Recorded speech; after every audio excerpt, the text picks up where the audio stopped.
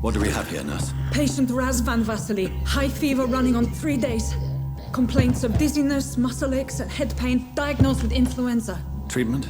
Aspirin and salicin for the fever and discomfort. Liquids for dehydration, but he's having trouble keeping even water down. Aspirin and salicin, you say? Why not some warm milk and a kiss on the cheek? Where are the quinine salts? Tried buying, borrowing, even stealing. There's none to be found, Doctor. He's not convulsing, he's choking. He's not getting any air. Scalpel! Hand me that scalpel! What can I do, Doctor?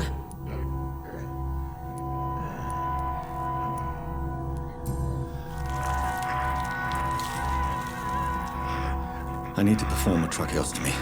Short pipe. That rubber tube will do. We're going to cut a passage for air through the neck.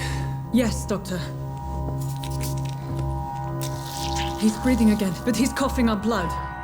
Internal hemorrhaging. I need to make another incision into the chest cavity to drain the fluids from the lung. Prepare another tube. A thoracostomy? Doctor, we've nothing to fight the infection. We need an aseptic environment.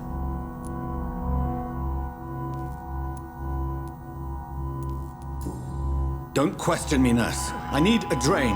Now. Yes, Doctor.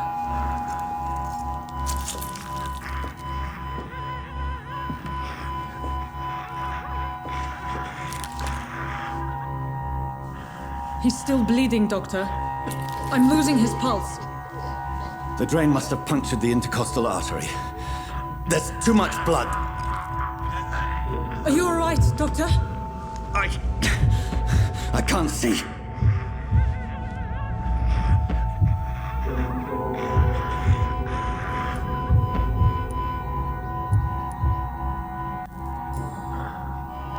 I must first suture the artery. Find the wound. The source of the blood. Needle and thread, Doctor. Good. The stitches are holding. How's he doing? We're losing him. We've lost his pulse. He's dying, Doctor.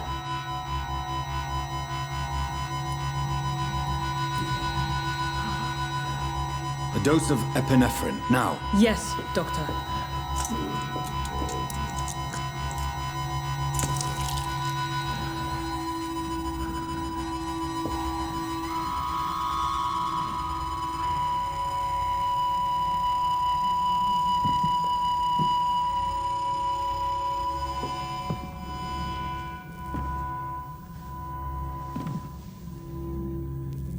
We've lost the pulse. He's gone, Doctor. Nurse, we did everything we could. Truly? Everything you could. Is that how you'll report this in your log? Is this how the war went? Piling up one poor corpse beside the next? This was not an influenza-induced seizure. I've never seen symptoms like these on the continent. Neither have I. But the previous symptoms leading up to this attack were the same, indistinguishable from the epidemic. No. There was something more vile in these reactions. Something primitive. There have been numerous reports of mental breakdowns caused by the fever that accompanies the flu itself, Doctor. Yes, but I'd best take some samples of the blood for analysis.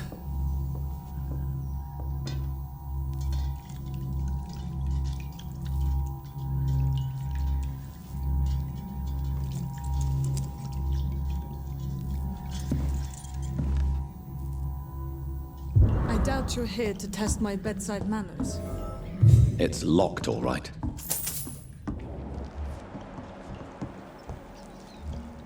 To what do I owe this courtesy?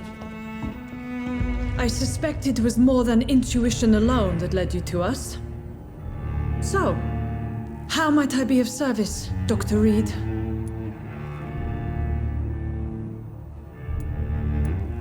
Your heart might be in the right place, but you can't carry on with this blackmail. For God's sake, Dorothy, it's extortion. It's a serious crime. Doctor, you think your warnings scare me? I've stolen and plied, blackmailed and lied, but what else am I to do? I'm all these people have. But why Lady Ashbury? Why her, of all people? She's pristine and proper, all right. But that she-wolf in sheep's clothing murders the poor for sport. I have her where she belongs, and I'll milk her for all she's got. Dr. Swansea is a sensible and honest man. He wouldn't have refused your friend's care at Pembroke. It's easy for you to say, Doctor. These people cannot go to the police, nor to the hospital. They don't even speak English. They depend on me for everything. So, the end justifies the means. Is that your defense? I know you're kind, Doctor. Just another fine-heeled, silver-spooned gentleman who was given the world on a platter. You know nothing of poverty. Nothing of the shame, the hunger, the loneliness.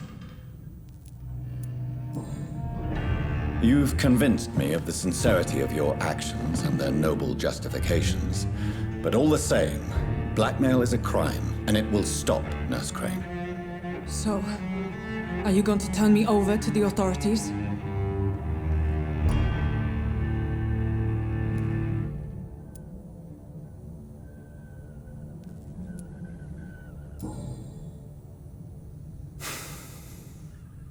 No. Your place is here. Jailing you would be an even greater crime. So, here is my proposition. I'll look the other way on your little enterprise. In exchange, you will resign from the Pembroke Hospital and provide me with medical supplies when the need arises. Dr. Reed! That sounds like a business proposition. My accomplice, then? No, just a privileged client. My research may require the occasional rare piece of equipment or ingredient. I'll pay good coin in exchange, fair and honest, to help finance your noble endeavors.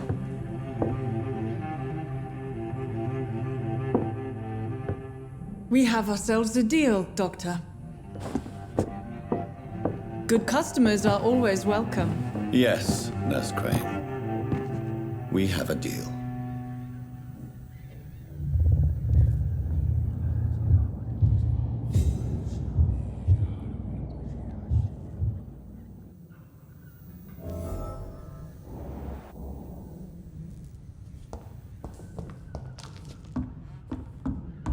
It's locked.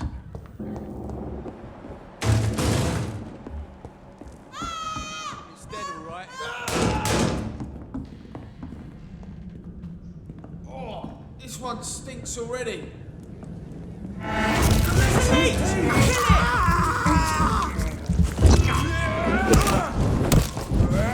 Time to get rid of this! Murdering bastard!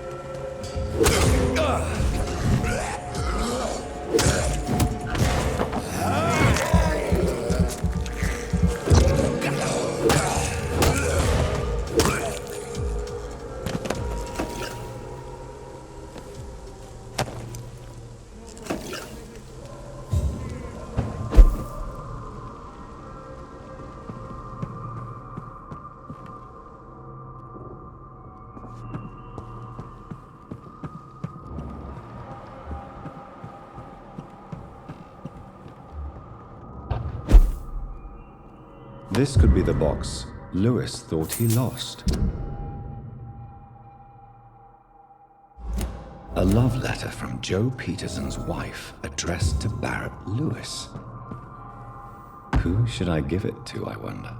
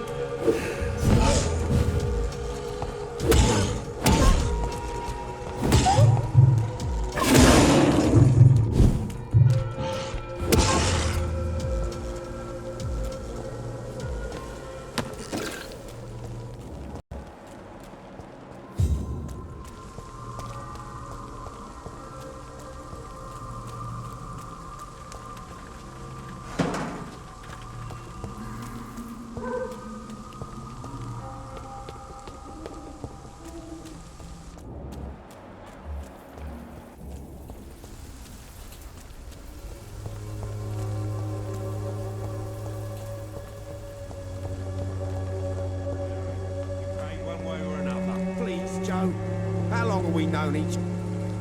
You again? What do you want this time? I think the documents in this box could be of some interest to you. Really? Where'd you get it? I found it in an abandoned building nearby. I thought you might want to keep these letters. Let me see. Letters about my boy. Thank you, sir. You do not appear surprised or pained by this. Surprised about what? Harry's my son, I'm his father, and that's all there is to know, don't you think? Yes, I suppose you're right. Here's a little something for your trouble. And to remind you to keep your mouth shut about all this.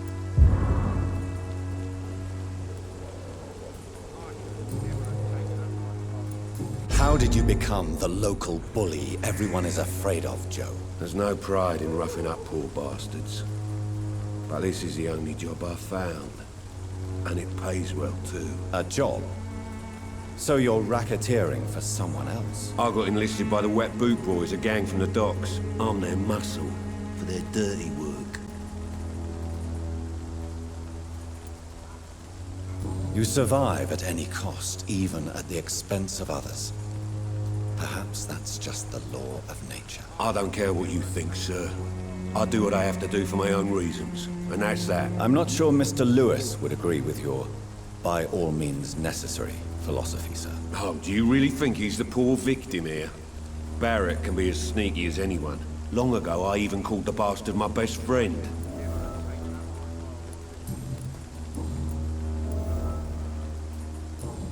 is your relationship with your son so difficult? Harry and I are so different. Sometimes I wonder if he's my own blood. Seems he's ashamed to be my son. Why not change that then? If you used your strength to do good, perhaps Harry wouldn't feel that way about you. How dare you tell me what I should or shouldn't do with my boy? Who the fuck are you to interfere like that? I mean no harm to your family. But if you want my advice, this is no place to raise a child. No matter where we live, Harry will always be sick and frail. At least here, I'm respected. And no one will ever dare touch him. Why do you keep on working for the gang, Joe? You know it doesn't suit you. It's true, I hate this job. And I know I make some bad choices, but I'm a wet boot boy now. People won't forget it. You could leave tomorrow. Start another life in another town. That's easy for you to say, Doctor. We are poor. My son's weak. And there's no way he'll endure another disappointment. Harry doesn't seem happy living in Whitechapel.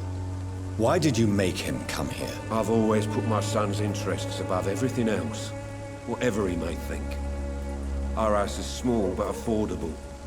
The walls are thin, but the door is solid. You really love your son, don't you, Mr. Peterson? He's my pride and joy. Even if he hates me for the choices I make and pushes me buttons more than he should. Do you have any regrets? Only one. Not to have my beloved wife by my side. She died when Harry was little. My sweet Jane. She gave the boy confidence. Since the criminal nature of your job means you could be arrested, are you not afraid of what would happen to your boy if you were? No one will ever take my son away from me. If that ever occurred, I'd hunt the bastard down and rip off his head with my bare hands. Goodbye, Mr. Peterson.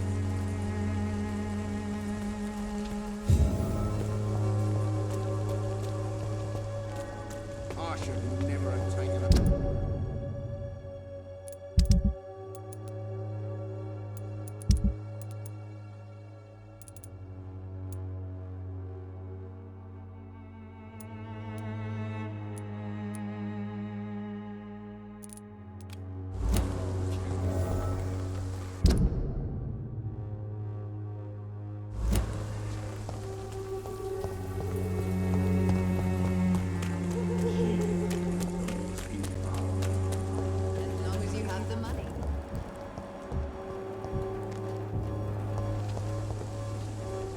Good evening, Ben. I'm afraid not, Mr. Reed.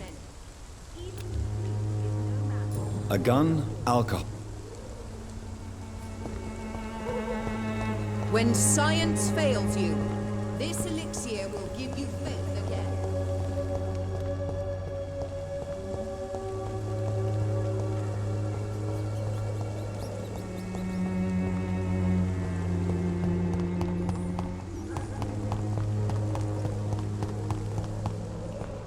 Faith again.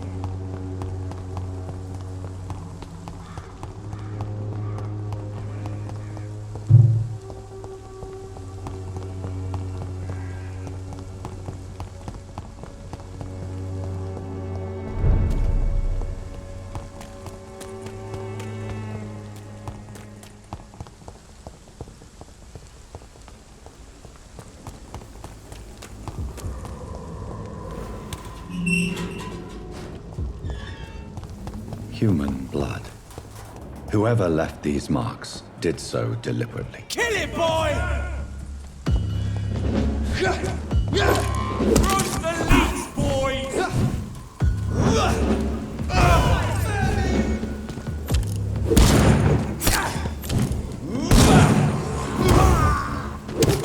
Die, vermin!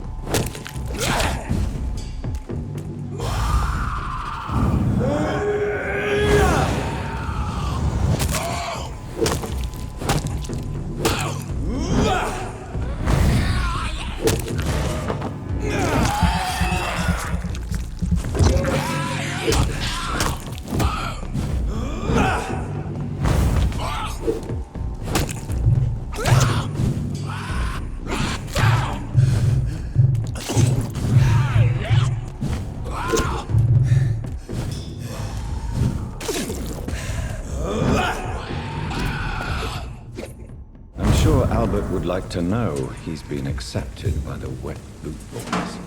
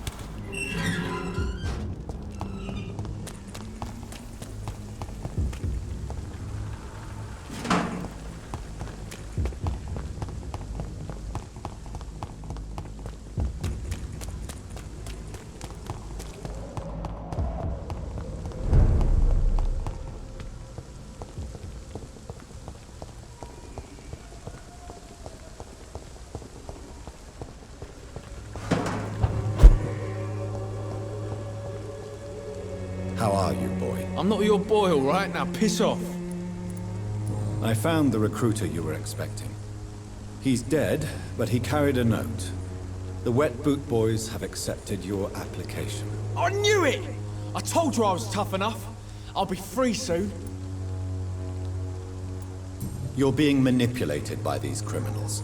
What's worse is that you're clever enough to know better. You're all fancy words, none of which concern me. Go worry about someone else. I'm fine and I've a future here.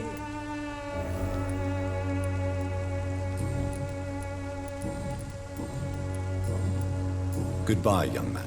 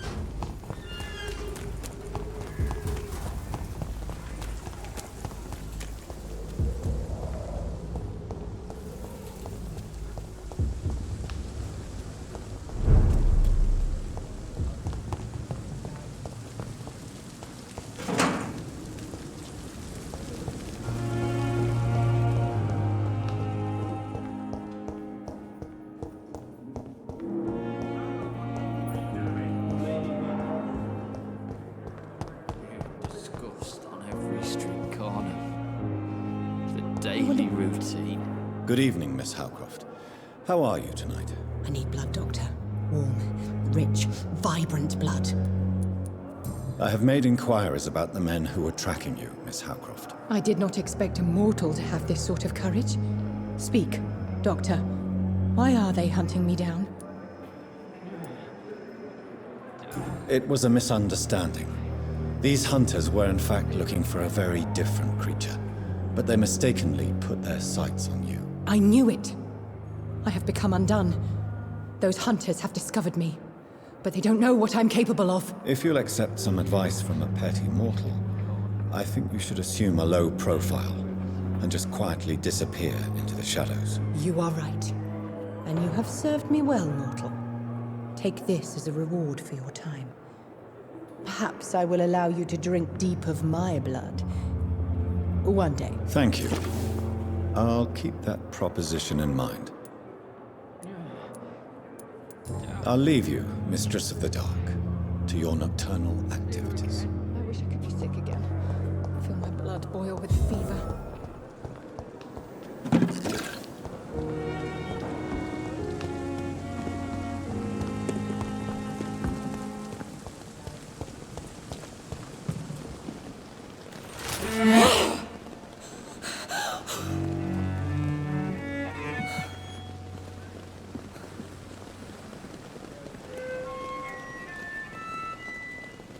I would ask you to avert your eyes, sir. Or did you not know it was rude to stare? I knew it. Speak up, Dr. Reed. I like a man who speaks his mind.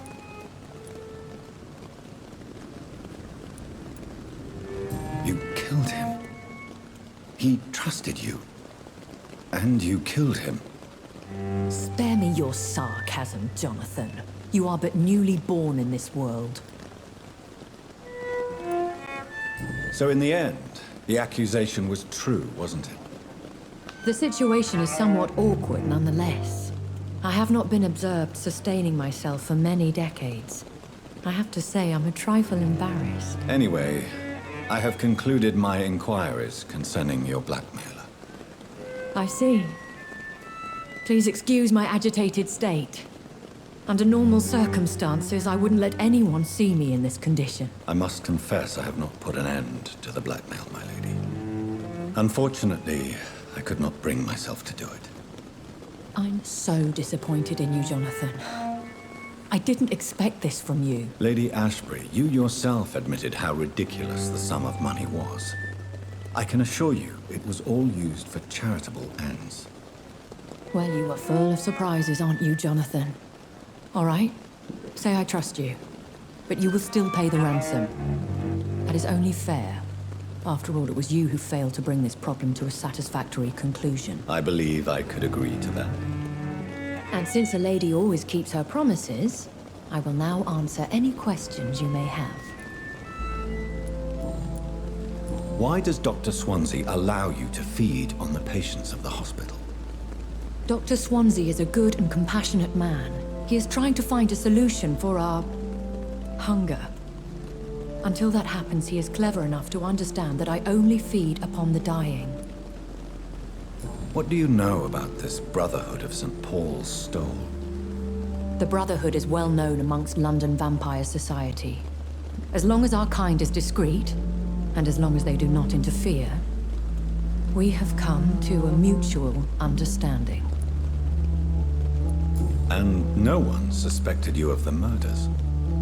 As you well know, suspicion has recently fallen on me of killing for pleasure. But you have my word, Jonathan. I take no pleasure in taking a life. I know this is beyond the pale, but may I inquire your age? Really? And I thought you were gentlemen. If you must know, I'm 27. I've been 27 for a long time now, and 27 I shall remain. And who bestowed upon you this eternal youth? My maker. He left this isle a long time ago. Very well, but I believe there is more to this than you are saying. A lady has to have some secrets.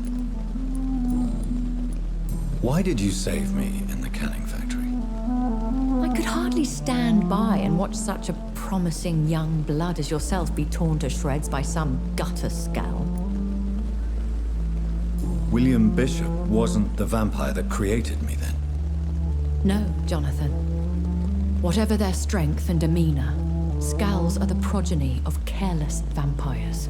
It cannot be the other way round. What type of vampire is a skull? Not a true vampire. The deformed offspring of lesser vampires. It is a shame these creatures run wild, slaves to their baser instincts.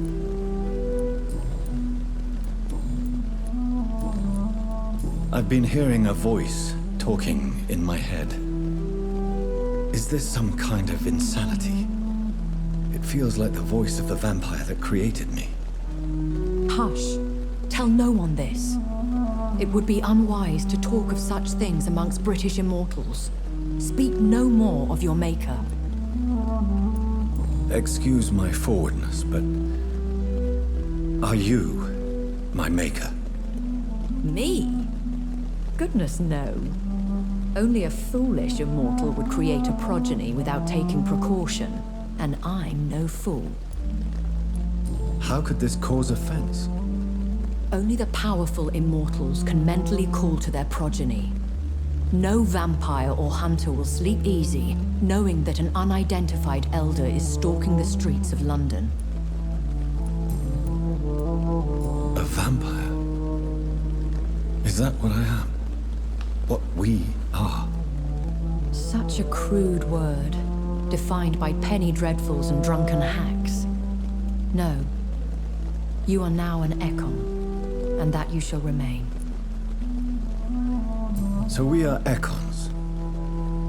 How can I identify us amongst other vampires? How to put it? All Ekon are vampires, but all vampires are not Ekon. We are but a branch of the immortal tree. Are you an Ekon too? Yes, I am. We are the closest thing to what man refers to as vampires. Forget what you think you know about us. I don't understand. Why was I created and then left for dead? That is a question only the one who made you can answer. It's not normal practice. I doubt even if you find him, he will answer you, considering how cruelly he treated you.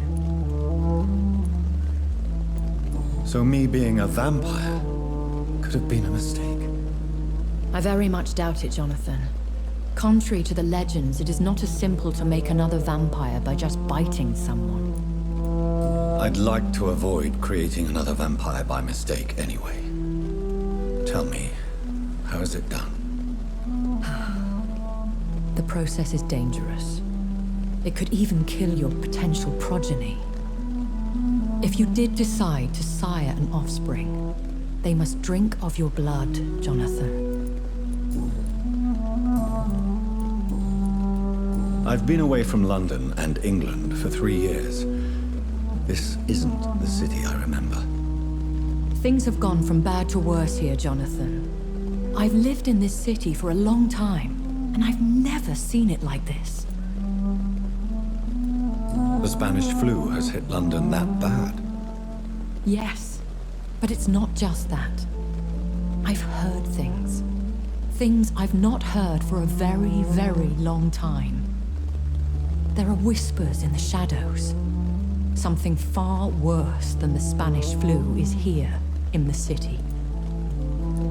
What is it you fear? Fear has long since flown this form. But there is something malevolent circling us. I feel fear is merely waiting in the wings. Are there many vampires here in London? Immortals are of a rare breed, and we often tend to hide. But you may occasionally meet some of us at night. Will they all be as affable as you, my lady? I do not see why not.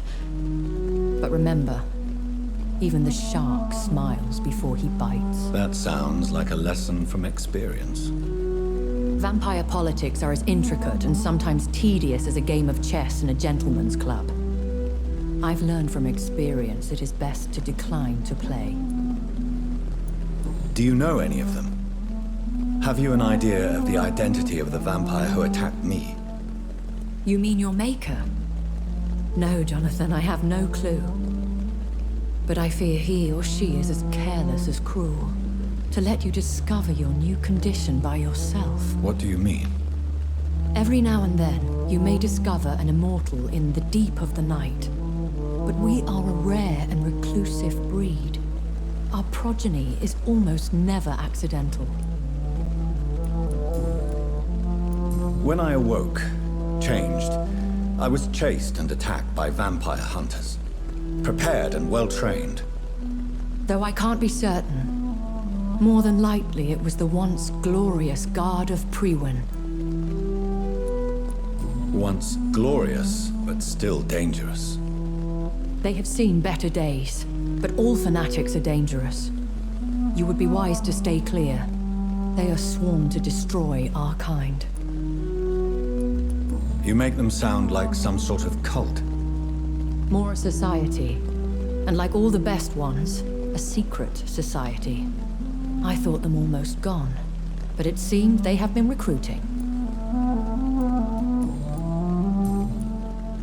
I bid you farewell.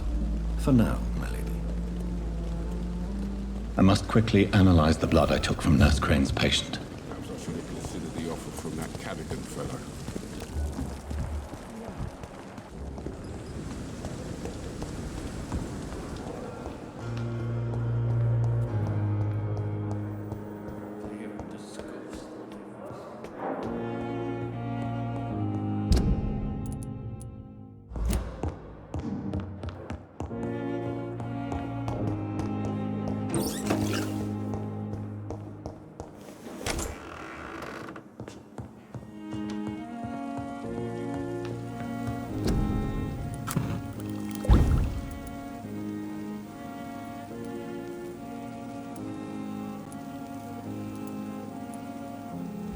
Razvan Vasily was infected by Spanish flu, but also has the highly unstable blood of the Scows.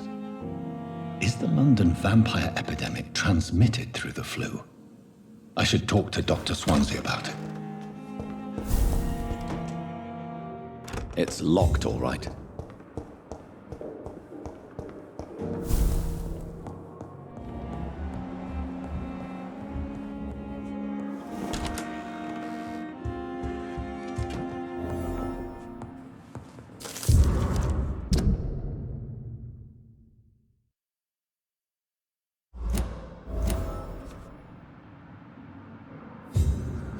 Evening, Edgar. Could I get your professional opinion? Please speak, but I have something important to tell you. This strain of flu, it's very different from the one I saw in Europe. It's downright peculiar. Really? What makes you say that?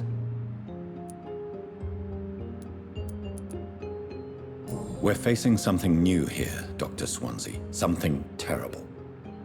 I see.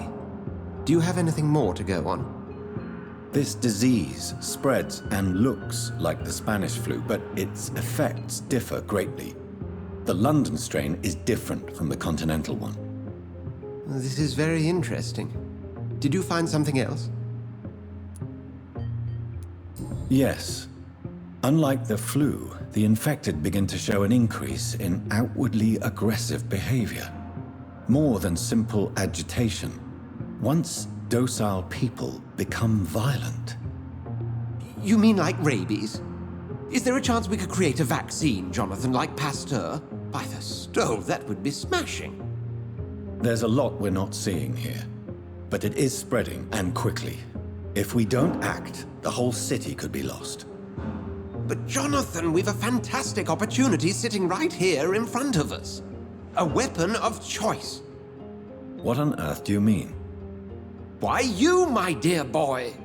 With your expertise and your blood, we could isolate the properties that course through your veins. Think about the possibilities.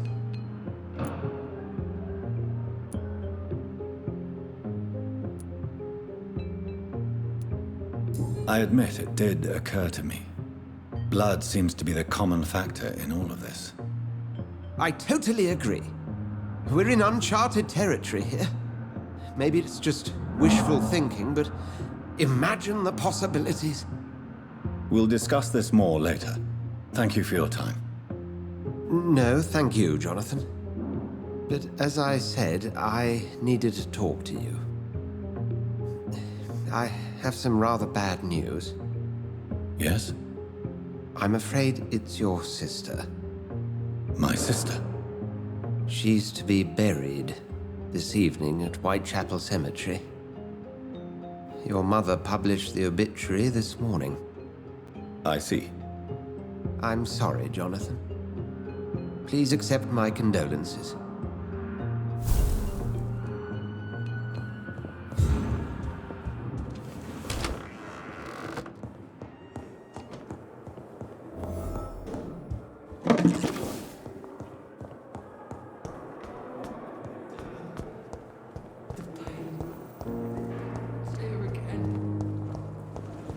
I never thought I would have to attend my murdered sister's funeral. Mary, I can't forgive myself. I'll find the truth about what happened to us. I swear.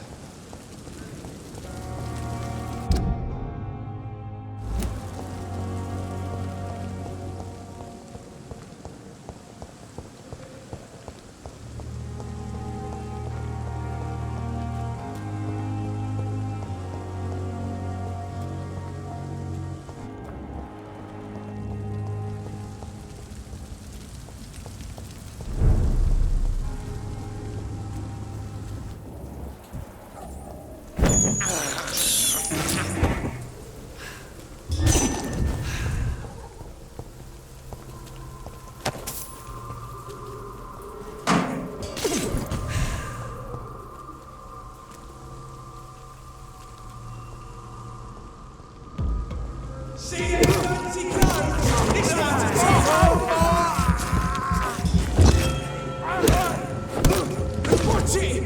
It's a killer! Watch out for them teeth!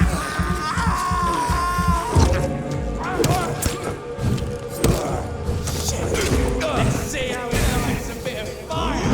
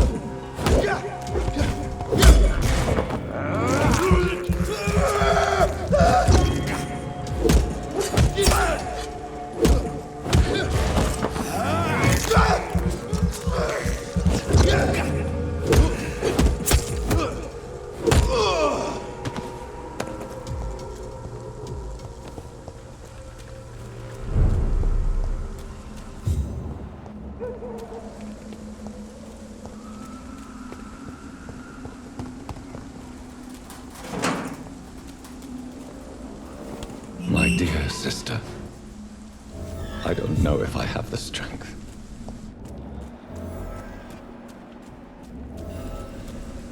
Somebody help!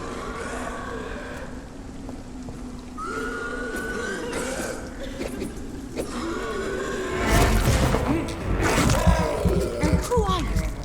What do you want?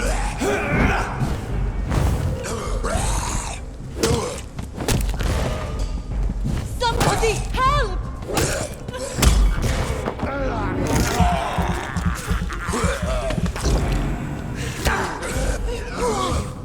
What do you want?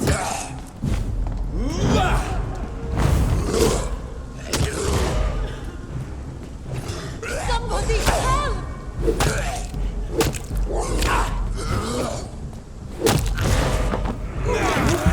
What do you want?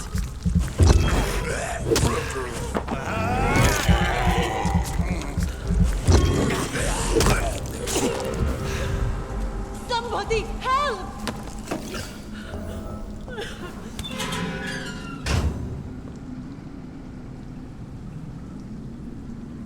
Are you all right, miss? I don't know. Who were those people? They wanted to kill me. Why? They've lost their minds in the epidemic. They won't come back for now. You seem to know a lot about them, sir. I'm Dr. Jonathan Reed. I'm investigating this disease. I am Xiaoxun. Thank you so much for helping me, Mr. Reed. I must go to the cemetery now. Goodbye.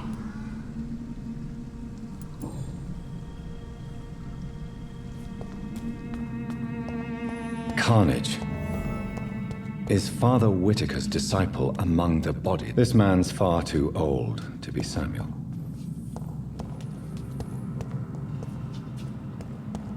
No. By the look of his clothes, this man's a docker. Samuel isn't here. I had better follow the blood trail. It's locked, all right.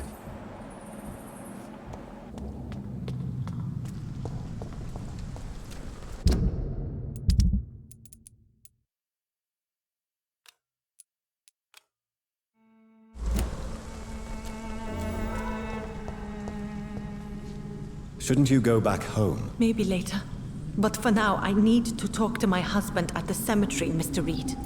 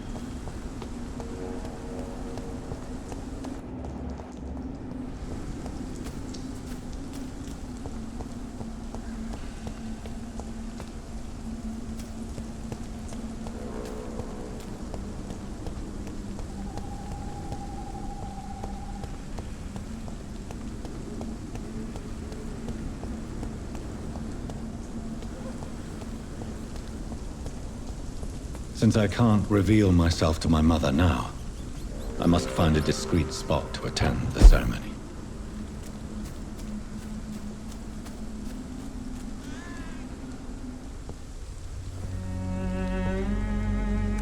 I am the resurrection and the life. He that believeth in me, though he were dead, yet shall he live. And whosoever liveth and believeth in me shall never die. We commend unto thy hands of mercy, most merciful Father, the soul of our sister departed, and we commit her body to the ground. Earth to earth, ashes to ashes, dust to dust.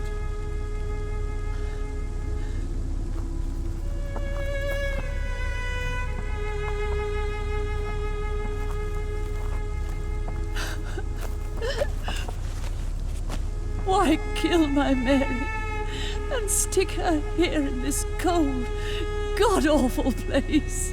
These are the legal requirements for the epidemic, madam.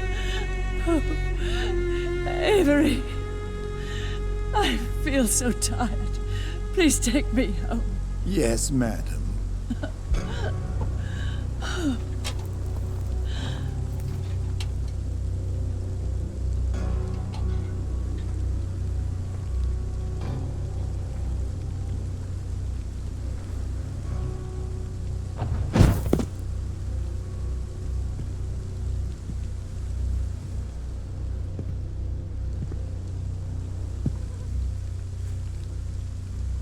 Mary.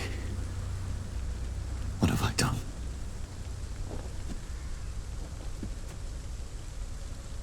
If I could only change one thing. One thing. This is a nightmare. Jonathan, there is nothing you can do but accept it.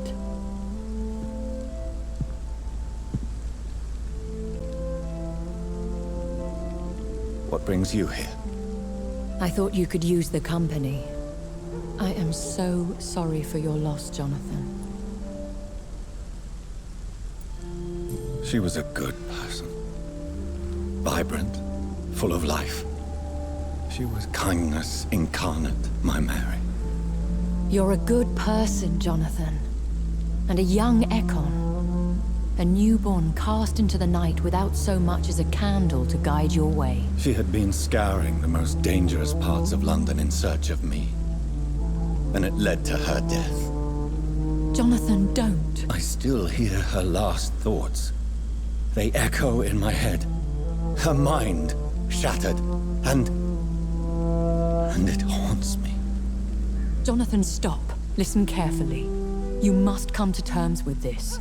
You must learn to live with what happened. I'm learning. Every night is a new lesson. What I am, what I must do to survive. But my sister, she shouldn't have suffered because of my weakness. Don't you see? You're doing the work of our enemies, feeding your remorse. We are weakest when we grieve, and the guilt blurs our senses. And so this is why you're here. To warn me. You felt this pain yourself. You too have endured this. I don't want to lose you, Jonathan. I've lost so many friends. Loved ones I cherished. Pray for Mary's forgiveness, if you must. You may be right. Of course. I've stared upon this world for centuries, and time has taught me to deal with guilt, if not erase it. What should I do then? St. Mary's Church is not far from here. Go there and make your peace. Find the solace you need. My lady wants me to confess. No, Jonathan. It's you who wants to confess, I think.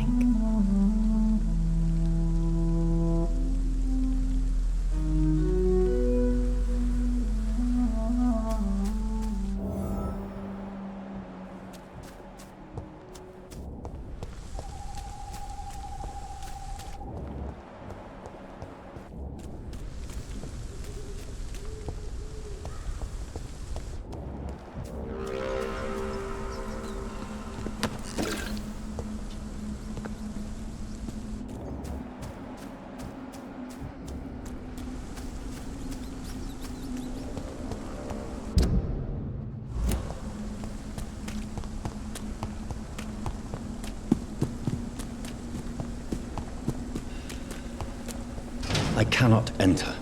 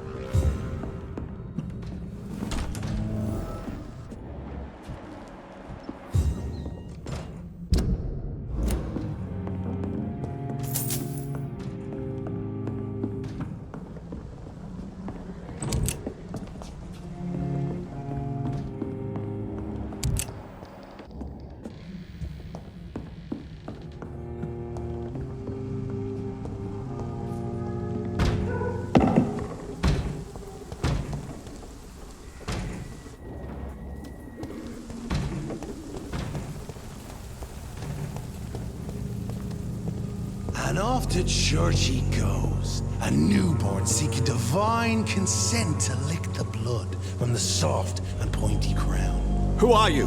Make yourself known. Newborn, you reek of guilt and pointless compassion. Shed your skin, forget your old weaker self. What do you want from me?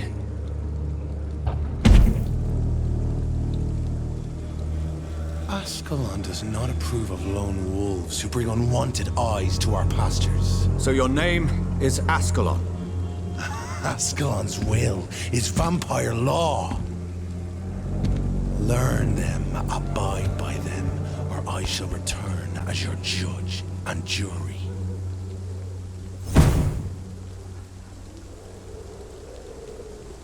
These immortals try my patience with their plans and unsolicited counsel.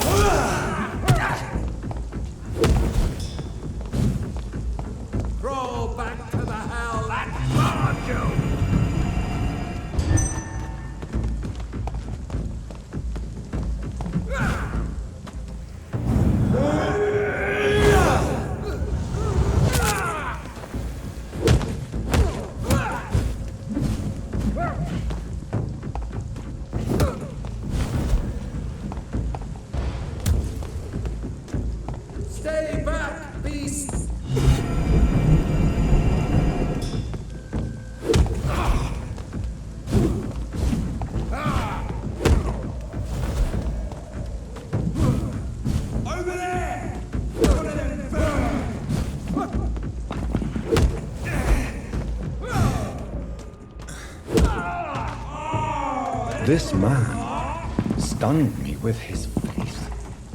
His crucifix. This is not good news.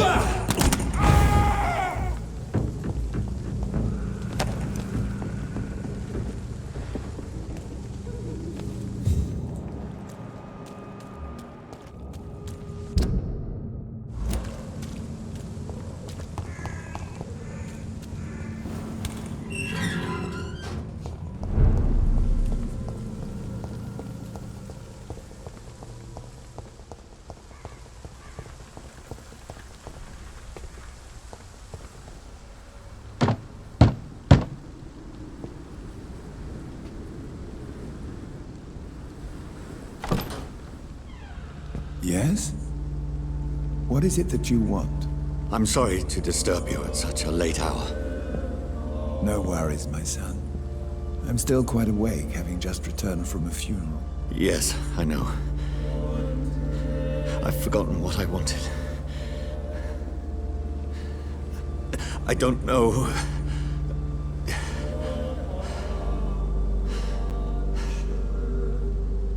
May I help you, child?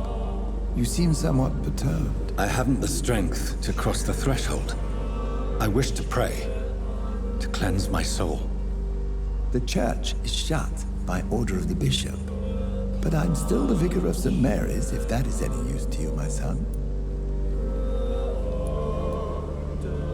Take no offense, Vicar. I seek just a moment in nothing but my own company. There are no secrets from God, my son. If your heart needs comfort, consider me your chapel. For I can be as silent as stone. I've words for one departed. They're not for living ears to hear. Your eyes burn with rage, yet I see the pain that lies beyond. I am here to lighten the burden of all God's creatures. Whatever you tell me is between us and the Lord. Very well, priest, as you seem quite adamant. Open your heart, my son. Tell me what burdens you. With whom do you wish to speak? She was my sister. You seem so troubled by the loss of this girl. What happened to her?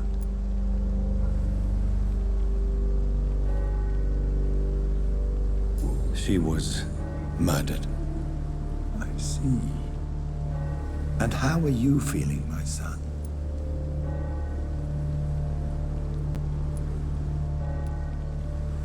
I feel responsible. The pain is consuming me. I have a final question for you, my son. This is of the utmost importance. Ask your question, Vicar. What words would you like to say to your poor sister? I killed you. There's no excuse. My dear Mary, forgive me. You have been heard, my son, and your burden will lighten if your words are sincere. Go in peace now, and live your life in the way she would have wanted.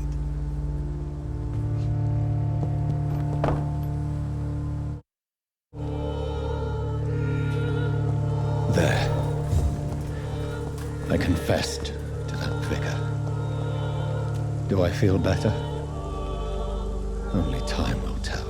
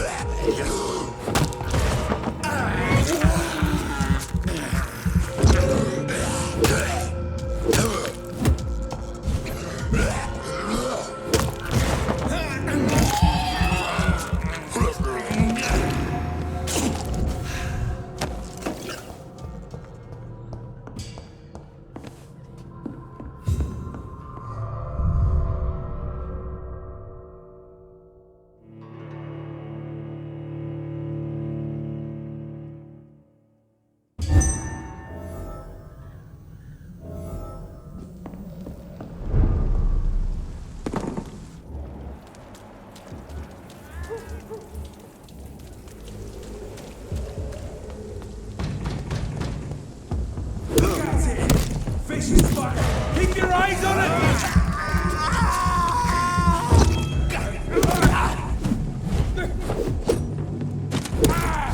Christ! He's dead! Away with you!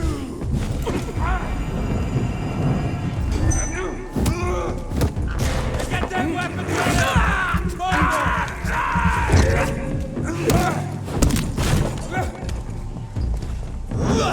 Lord, give us strength! Bloody leech!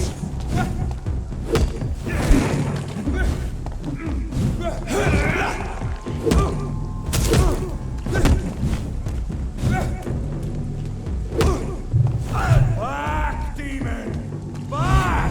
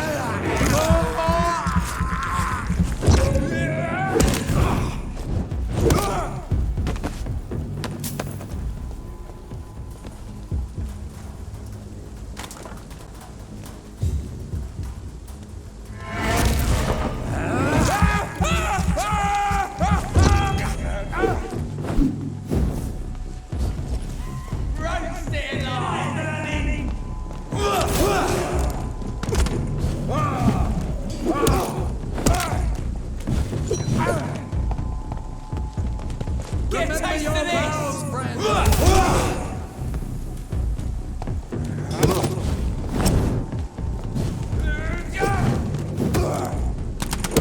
I ought here to step back!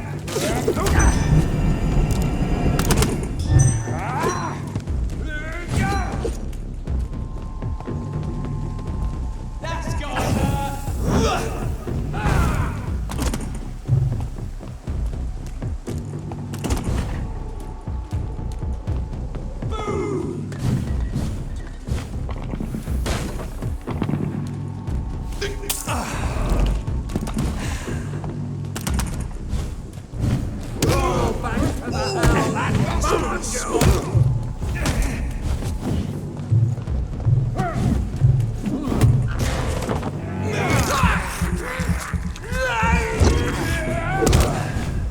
God walks with me. Stop it, Lynch!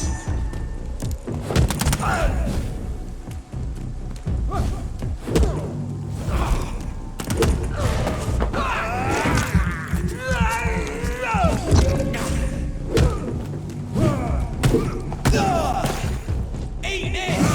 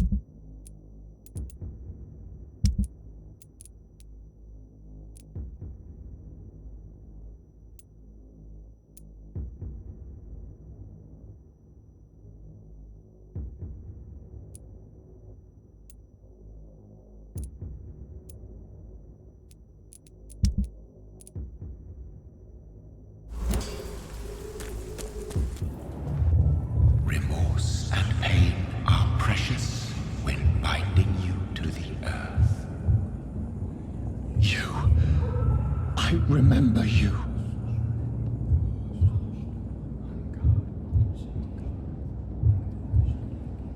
Fear be gone. I would harm no child of my making. This is your doing. You made me this creature. What are you? I am the land. You are our champion.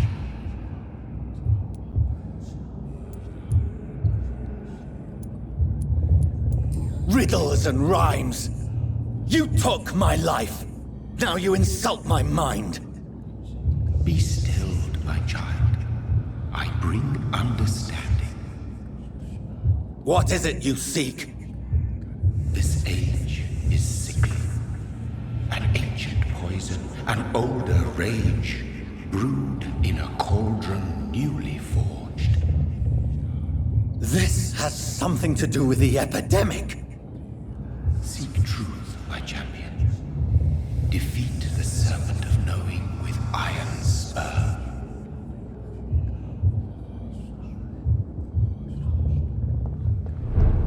I've had enough of others making decisions for me, pretending to know how I should feel or behave. So the vampire who made me is some sort of disembodied entity? Or was he just projecting this vision in my mind? Maybe Edgar can help me with this one. Good evening, Mr. Fiddick. Good evening, Dr. Reed. Any news about my operation?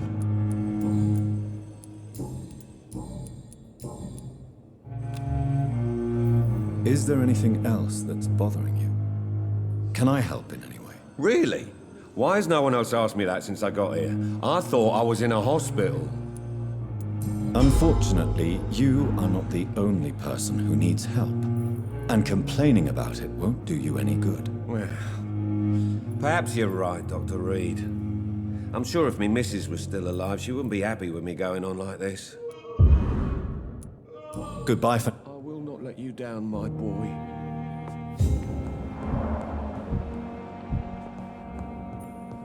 I'm all right. I'm quite busy right now, Dr. Reed.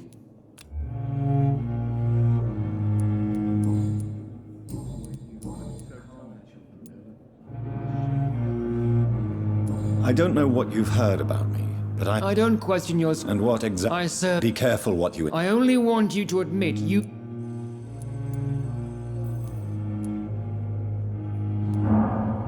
Knowledge has always been and will remain our main weapon. It is not a question of initiative. It is a question of integrity. These men and women have put their faith in us, Dr. Reed. It seems... I refuse to see this... We can at least agree on something. Thank you for your time. As for me...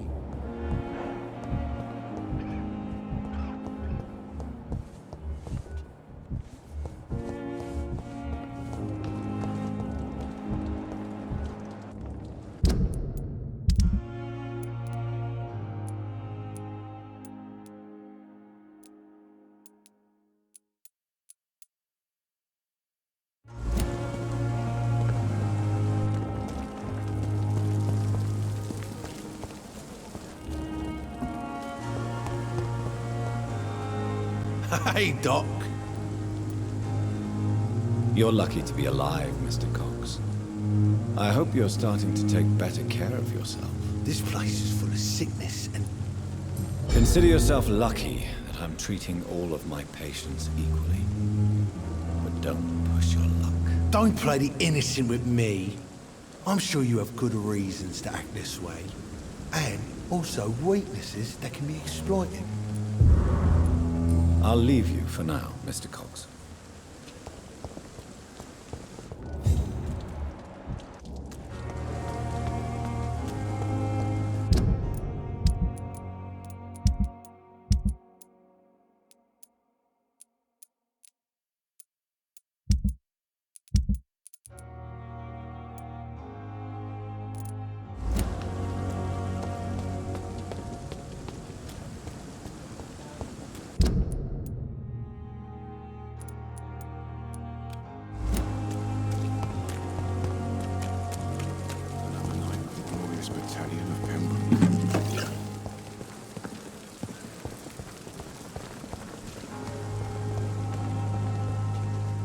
Jonathan, my sincere condolences for your loss. Your kindness is much appreciated, my lady. Is there anything you require? Are we condemned to attend the funerals of all we love? Dying is the final act of life, Jonathan. Present company excluded. Accept it. As a practitioner of the medical sciences, I'm prepared for the death of loved ones. But mourning in the shadows, deprived of sharing one's grief. We are no longer a part of the circle of life and death. We are undead, my friend, and so we are outcasts. I don't know what to expect. Am I cursed to an eternity of solitude? With time, we Ekon tend to go into isolation. If we survive long enough, that is.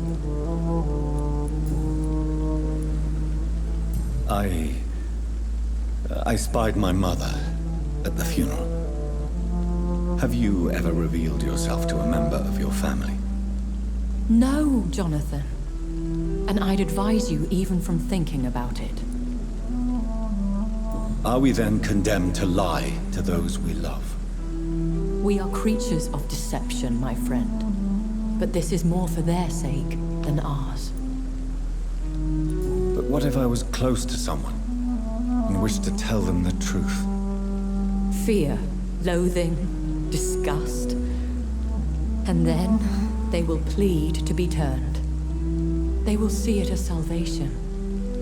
Then there's the risk of gaining the attention of vampire hunters. Goodbye, my lady. Until we meet again.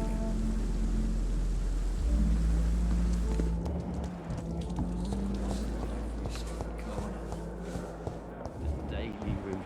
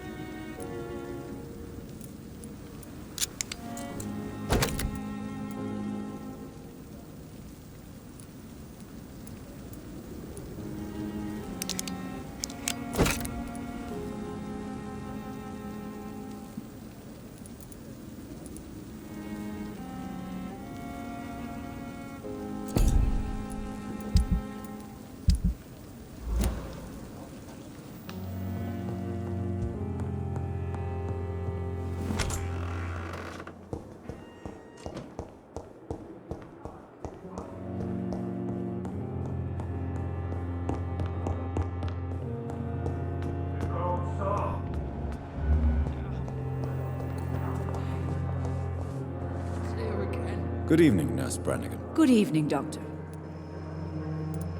What can you tell me about the recent events in the hospital? That Mr. Hampton killed Miss Jones in her room, then ran away.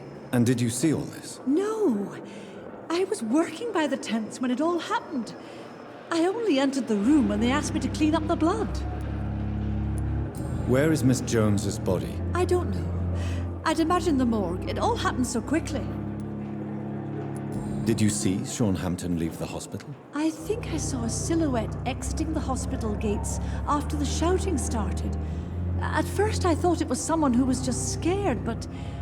well, maybe it was him?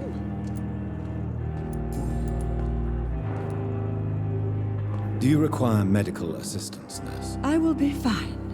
As soon as I can get some sleep. Nurse, you won't be able to help people if you're sick. Take this, and do try to get some rest. I'll try, Dr. Reed. Thank you. Goodbye, nurse. Call me if you need assistance.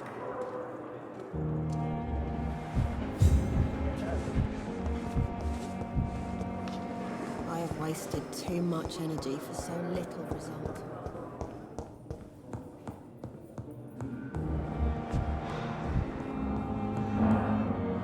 I'm quite busy right now, Dr. Reed. Do you need my assistance? Don't be ridiculous. I'm capable of dealing with this myself. I've just not taken the time to do so. Then you are lucky that I have taken the time to do so. Consider it a gesture of solidarity between professionals. I wish this hospital could have received as much attention from you, Dr. Reed. We do not see you in surgery very often. Thank you for your time. We'll talk later.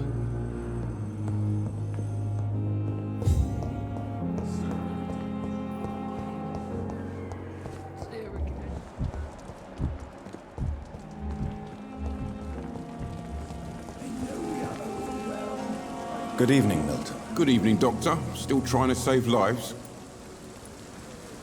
I'd like to see your goods. Wise choice, Dr. Reed.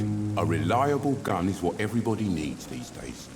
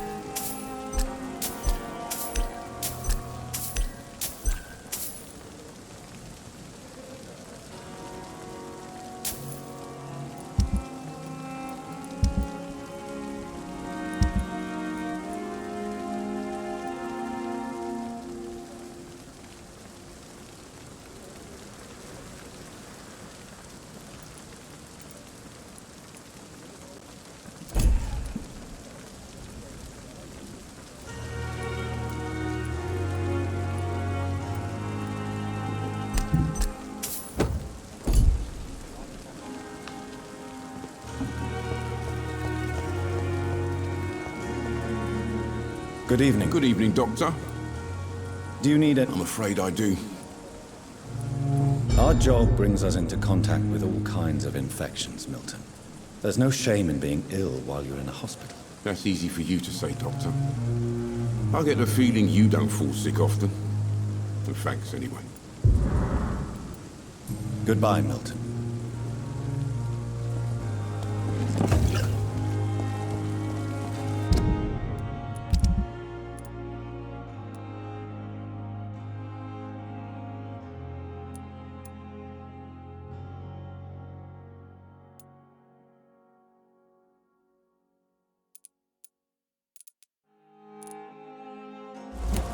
Safer here than anywhere else.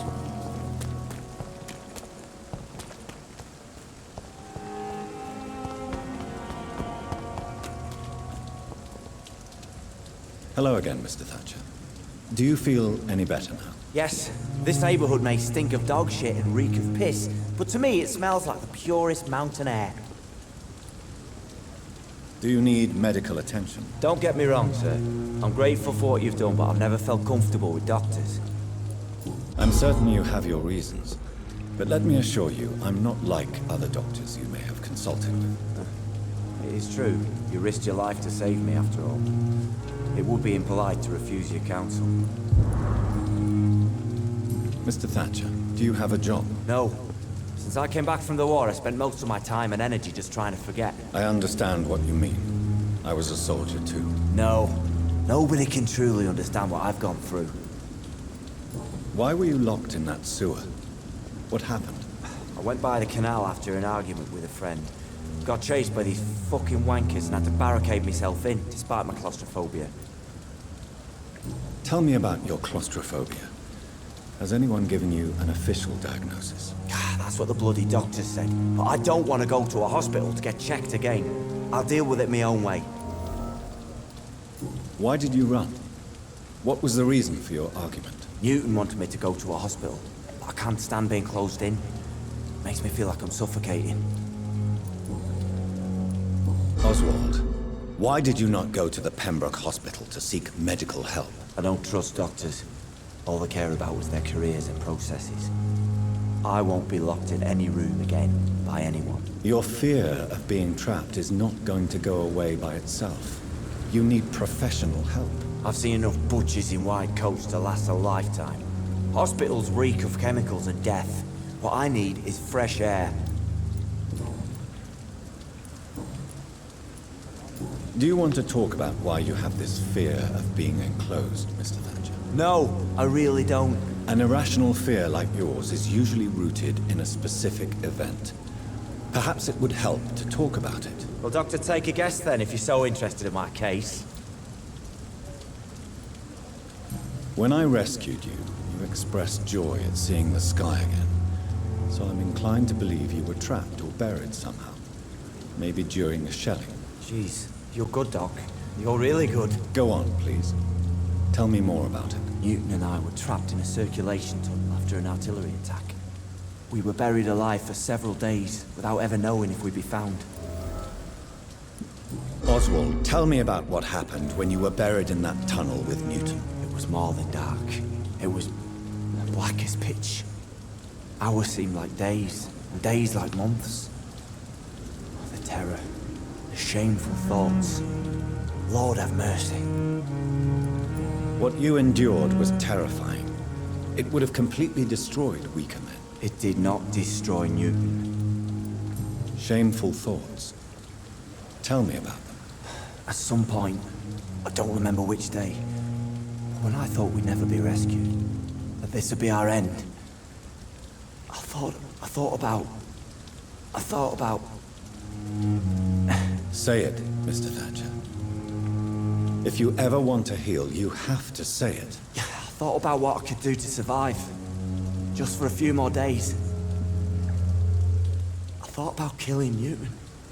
Killing and eating him. The man I fucking love. Tell me about your true feelings for Newton. I love him. I'm not ashamed to say it. He's the best thing that ever happened to me. I can't imagine life without him. I admire your honesty. It takes courage to stand up to society. The world needs people like you to create change. Courage is what we needed in the trenches, looking death in the face every day. I speak plain. I speak my mind. Have you always been this straightforward? All I know is, before you saved me by the sewer, my only regret was I wouldn't be able to hold or kiss Newton again. I love him, that's all. Why should you be ashamed? I'm not, I said. But Newton sees it differently.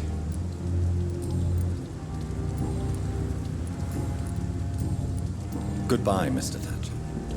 Try to take care of yourself.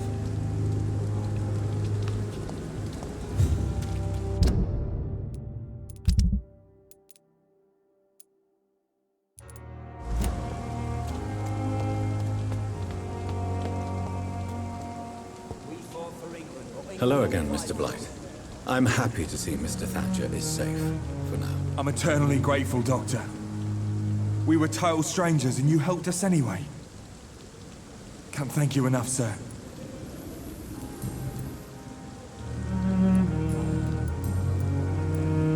How do you feel about Oswald Thatcher? You are more than friends, aren't you? I love him. I love Oswald. We knew we wouldn't survive the war without each other. But I am terrified, Doctor. What frightens you so much? If people find out. Oswald says I'm ashamed, but it ain't that. It's more, well, you know, never thought I'd love a man.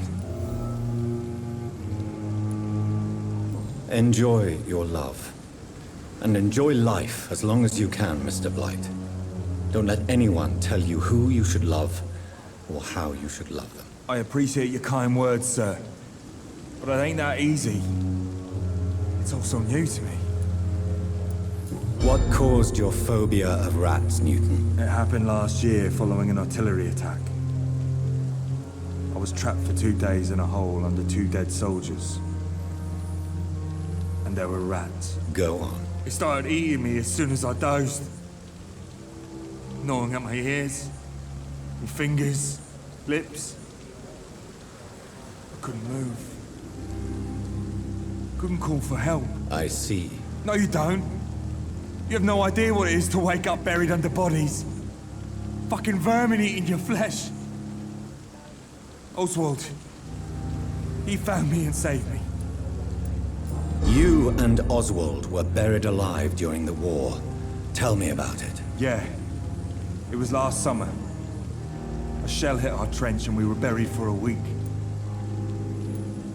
Oswald seemed far more traumatized than you by the event. It wasn't the first time it happened to me.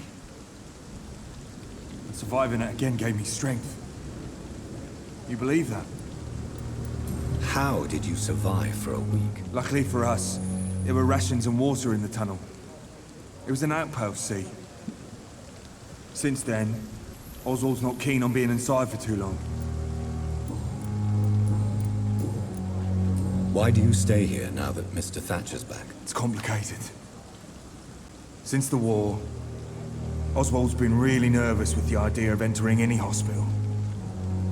And me, I've got my own issues. Can you speak about them? Rats, sir. Even seeing one, they turn me. Just want to run.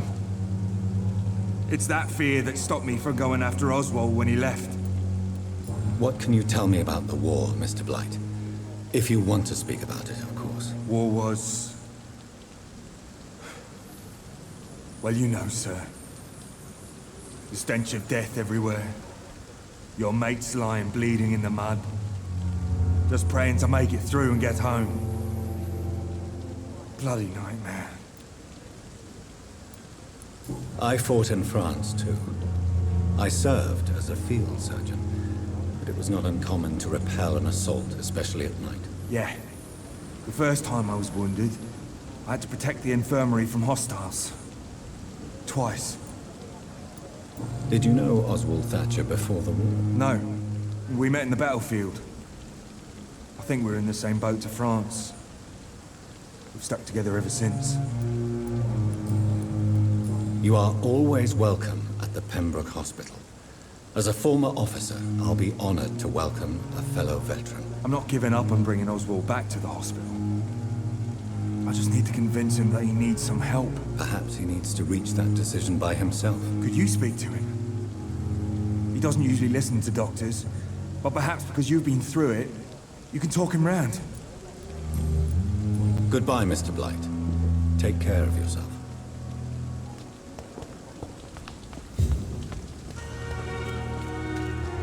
Good evening. Evening, Dr. Reed. Newton is conflicted about his feelings towards you. Would you like to talk about it, Oswald? It makes me sad and angry. It feels like the beautiful thing we have is somehow tainted. It hurts to see him so lost. His love for you is genuine. I'm certain he wasn't lying to me when he expressed his feelings for you. Newton still has to accept it, knowing he'll be seen as a queer, a fairy, less than a man in those simple-minded bigots' eyes. Though he's more of a man than they'll ever be, so fuck them all. Goodbye, Mr. Thatcher. Try to take care of yourself.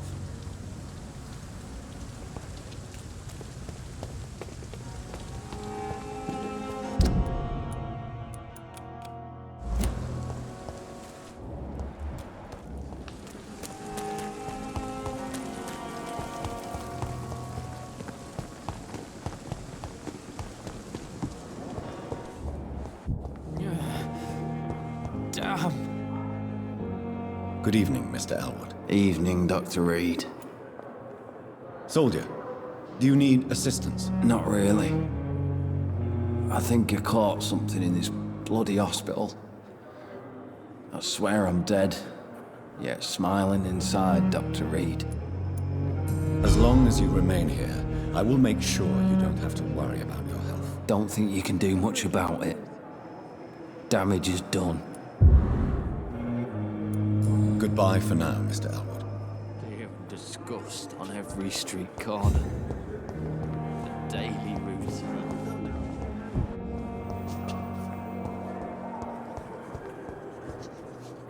Good evening, Nurse Hawkins. Good evening, Dr. Reed.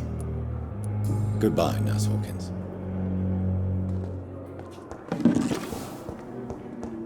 I will not let you down, my boy.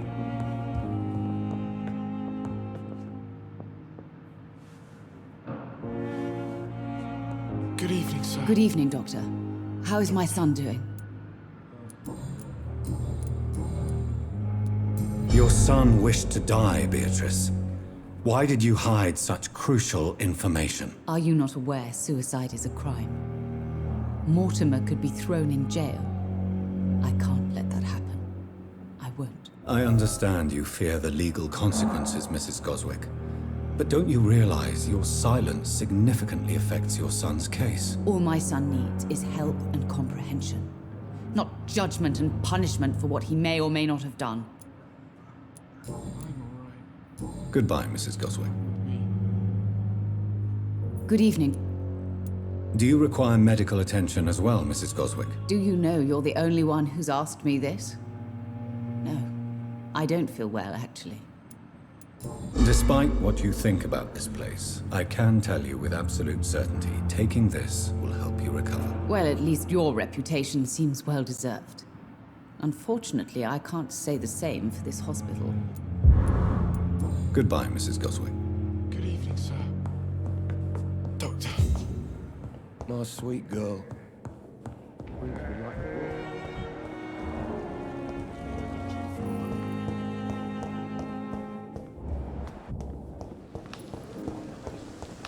I'm managing a train. Good evening, Dr. Reed. Such a pleasure to see you again. Do you need medical attention? Well, the proximity of the dead is not the most healthy company, even if the quiet can be appreciated. Don't take too many risks with your health, Mr. Chidana. None of us are immune to this disease. And that is a good thing. Death and disease is a constant reminder of our mortality. But you have my thanks, Dr. Reed.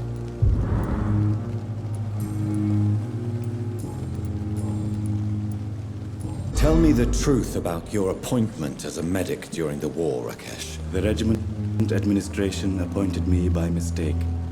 I had to learn the job on the spot, sir. Very hard, sir, but I rose to the challenge. You can't impersonate a doctor. You can't improvise a medical education. People could die at your hands. You're absolutely right, sir. But as a field surgeon, it was more like being a butcher. Do you believe you have really helped these people? My ratings were within the averages of the regiment. I saved lives, Dr. Reed. Does that not say enough about triage and war surgery? Do you realize how many soldiers died because of that decision? You should have refused. Yes, sir. I swear I did, sir. But no one listened. When the first wounded arrived, I had to do what I could. It is an unbelievable story, Mr. Chidana. It was a time beyond belief, Dr. Reed. But I'm happy not to deal with the wounded. I prefer caring for the dead now. Please show me what you have to sell. Of course. It's just trinkets and curios, really. But I'm sure they can be useful. Tomorrow, more bodies will arrive and then sadly depart. I'm managing a train terminal, not a morgue.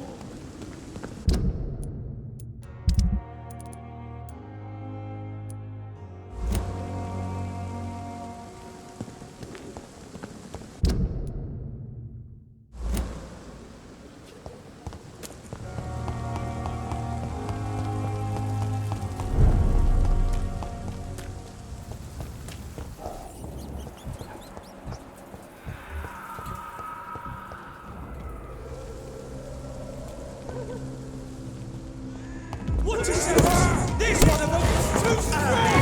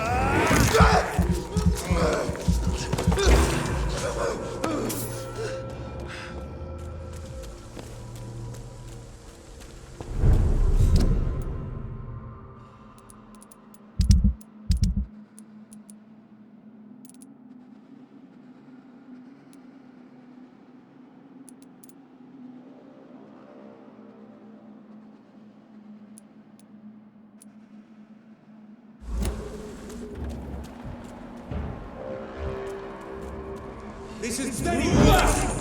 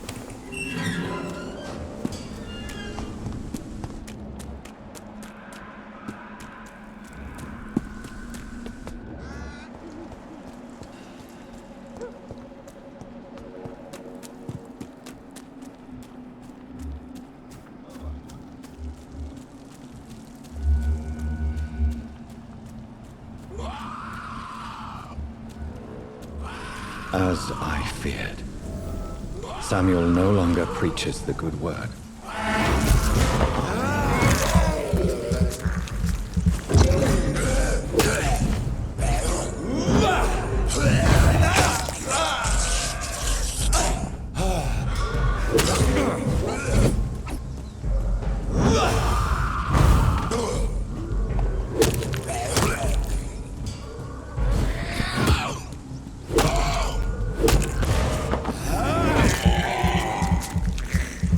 Ah!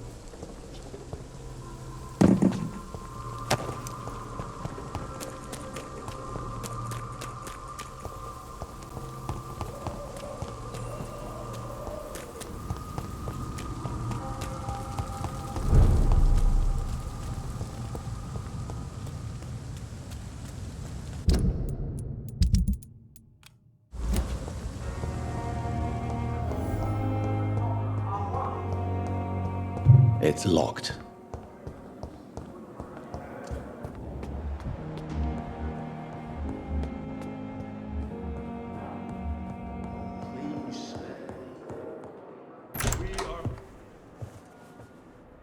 God protect us. You've got a leech in the hospital. Yes, my hospital. My mission is to heal while you go about warring. You've set the table for a snake. I wonder why there's venom in your food. I'm growing tired of your song. You're a woodsman, McCullum, not a doctor. Return to your hunt. Remember, I've a good nose for machinations. I can flare the scent at a mile.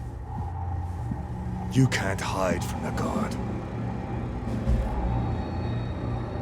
Leave him, Jonathan. This is sacred ground. Neutral territory. And I just had the carpet cleaned.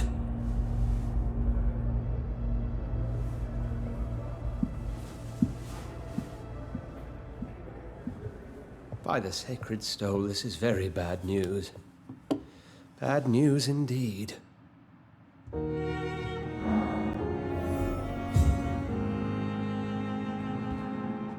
What happened? The hospital has been attacked.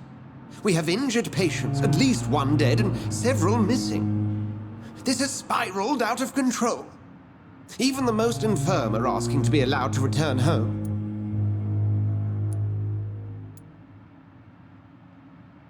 We cannot have the people lose faith in this institution. This hospital is their only hope. Of course, you're right. But we cannot afford a public scandal. It would ruin us. We must restore order, and quickly. You mentioned a dead patient. Who is he? She, Jonathan. She was Miss Harriet Jones. I found her room like a slaughterhouse. Blood everywhere. The duty nurse is taking care of the mess. Very well. I'll help you. I know this place means something to you. I have noticed how you suppress your appetite when around the staff and patients. You need to know you can trust me, Edgar. I do, dear fellow, I do. Please then, tell me. Sean Hampton, the man we thought we'd saved at the docks. It seems he was infected after all. So Hampton became more beast than man? Exactly. And now Guard of Prewen suspects the hospital of vampire activity. Do you realize what that could mean for us? Do you really believe they would come for us here? In such a public venue? McCullum is a fanatic. The Guard will stop at nothing. You don't know what they're capable of, Jonathan. Very well. Since I brought Mr. Hampton here, I will put an end to this.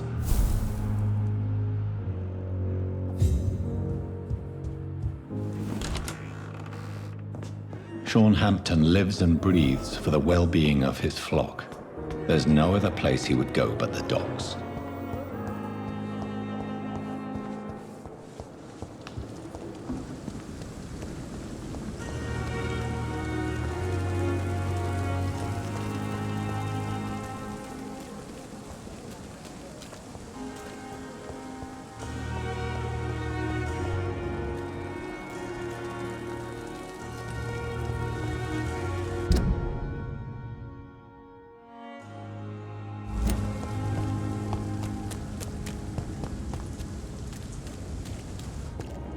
It seems the Prewen are redoubling their patrols in the district. I must be more careful. Fear no evil! We do the Lord's work here!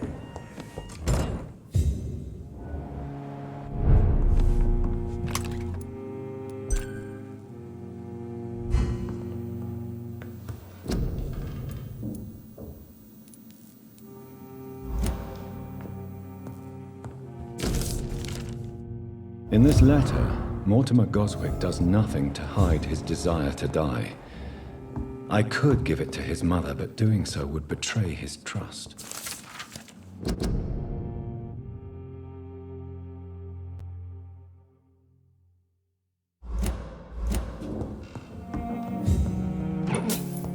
It's locked, all right.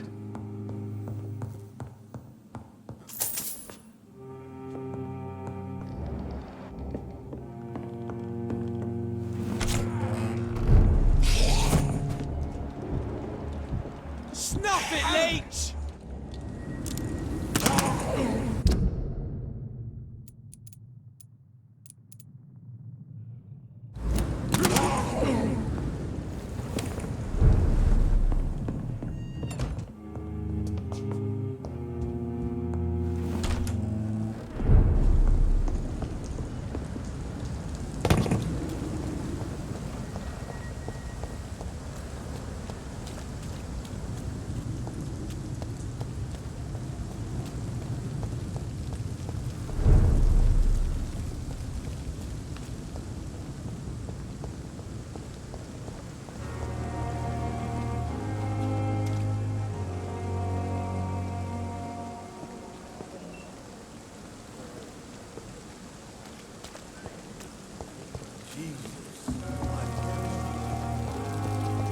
I thought last summer's epidemic was different.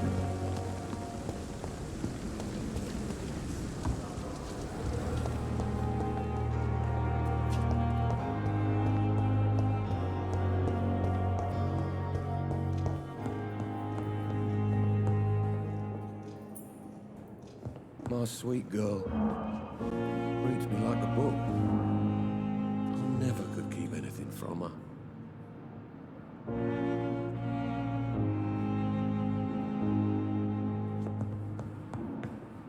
Good evening, Mr. Goswick.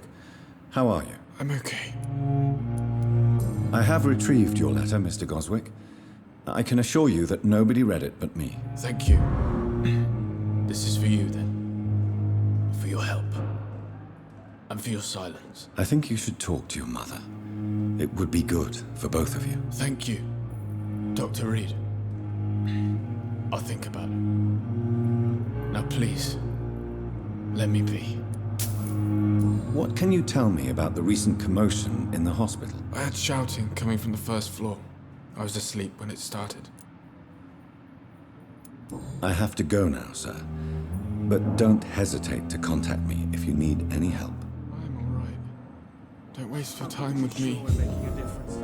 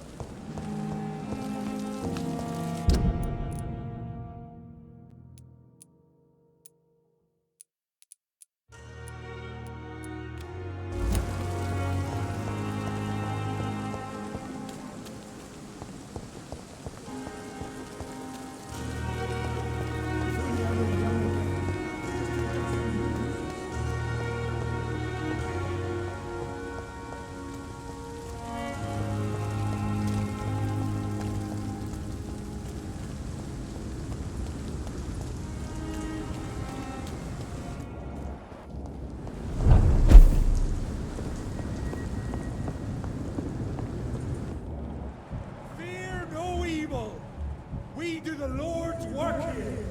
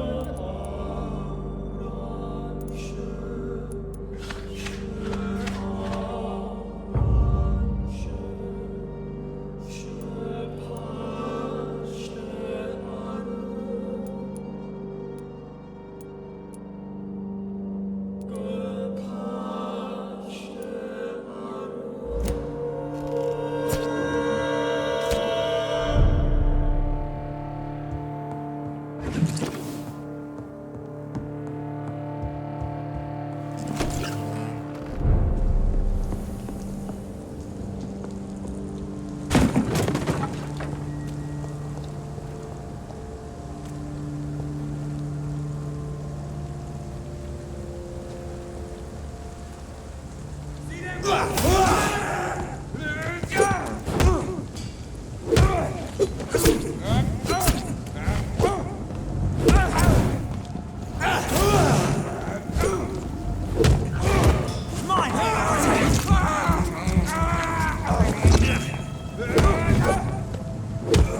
have to stop it!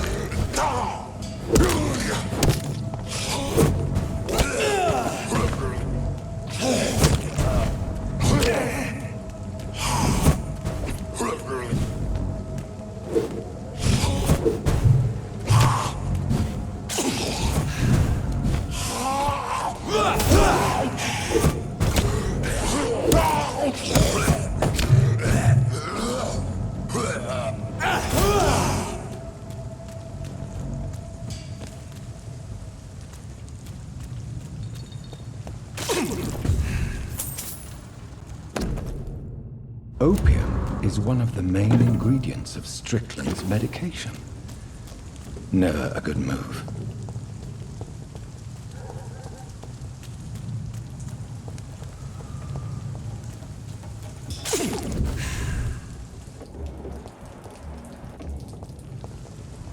It's a leech! Kill it!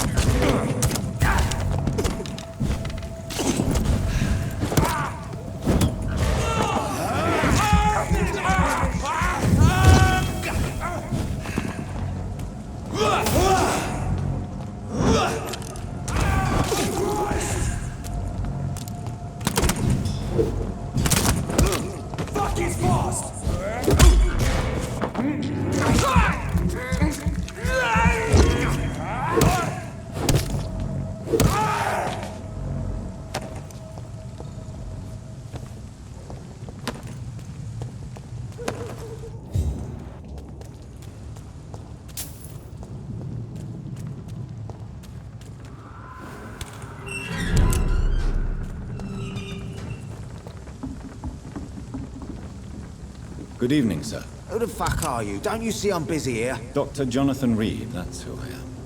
And who are you? Ah, some fancy gentleman we've got here. Clear off. We don't want strangers on our streets. So you won't tell me your name, then? The name is Booth Digby. Maybe I'll ask my boys to break one or two of your bones, just so you remember it.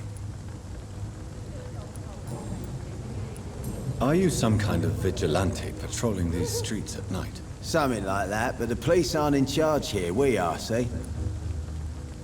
So you're a concerned criminal, is that it?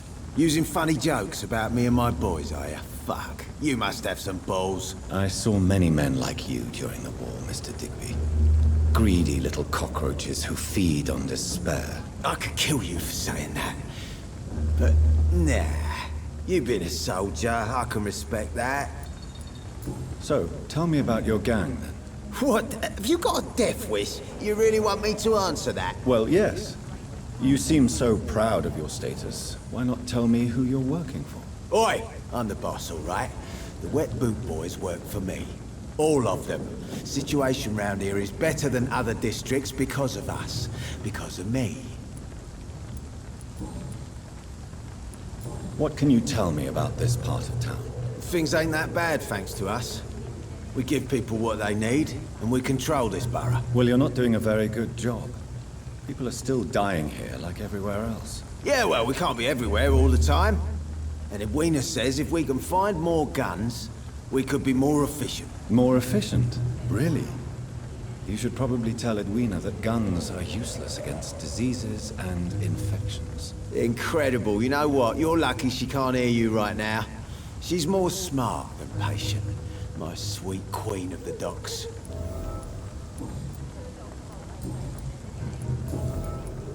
Do you know where I can find Sean Hampton? I need to talk to him. The sad saint.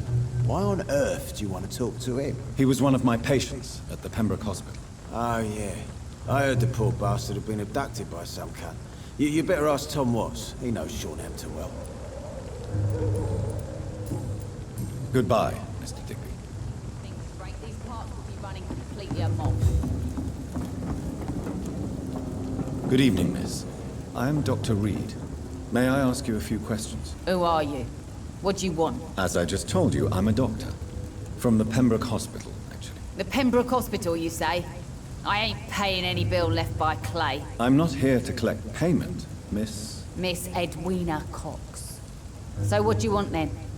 Fancy buying something from me, maybe?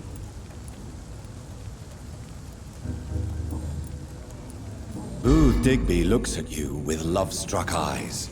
Tell me, Edwina, is the feeling mutual? You have no idea how refreshing it can be for a woman to receive all the pleasure she needs. For once. I'll take your word for it. What is it, Doctor? A woman's not supposed to talk about these things. Behind all your crude words and your attitude, I sense romance and a soft heart, Miss Cox. Romance? I have no time for such rubbish. I use Booth like I use everyone else.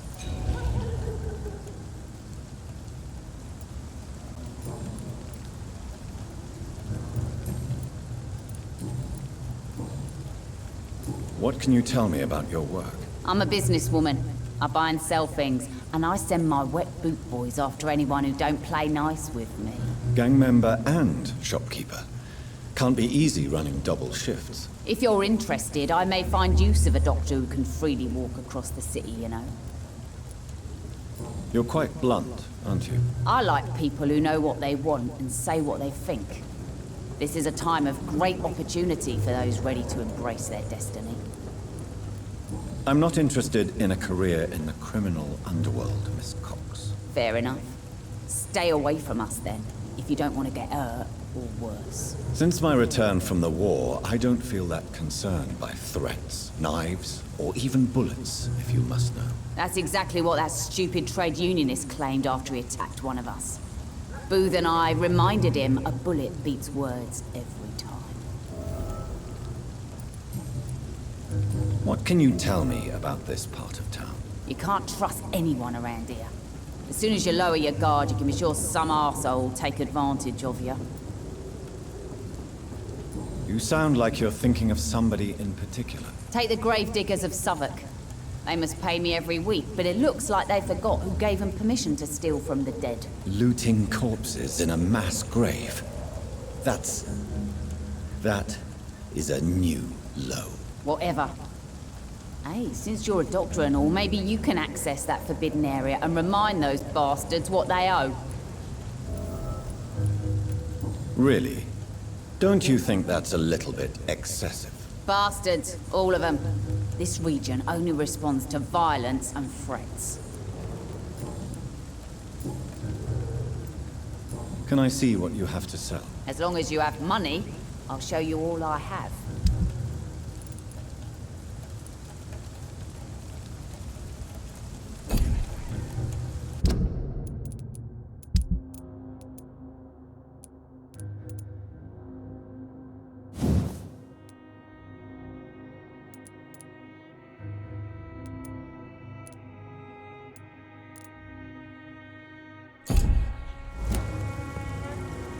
Good evening, Miss. Hello again, Doctor. Can I see? As long as you...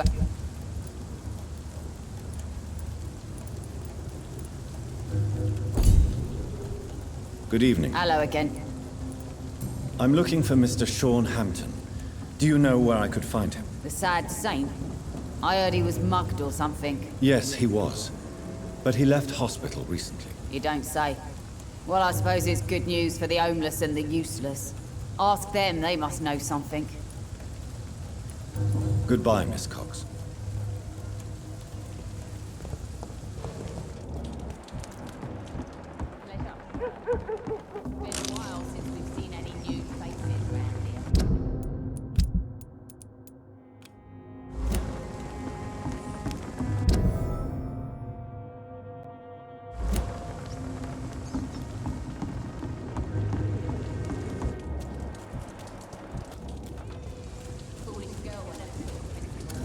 Good evening, sir. Whatever.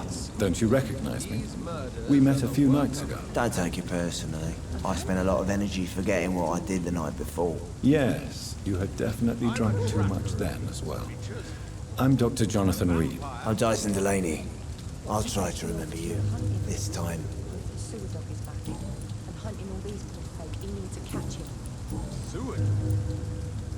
Surely you must have had dreams and expectations when you were young, like everybody else. Sure. I wanted things to change. To really change. And to change for good. The bigger the dream, the harder the fall. Sounds like you were an idealist, which is honorable. No, sir. I was an anarchist and I believed that exclusive property is a robbery in nature. I wanted a new world to rise from the ashes, Dr. Reed.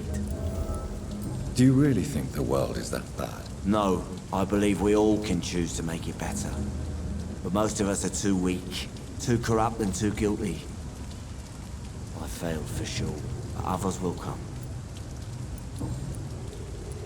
I want to know more about your past as an anarchist, Dyson. I'm still an anarchist, Doctor. Make no mistake. I just reject violence as a tool to change the world, unlike my comrades. Do you still see your comrades, then? Even if you don't agree with their methods anymore, I mean. No.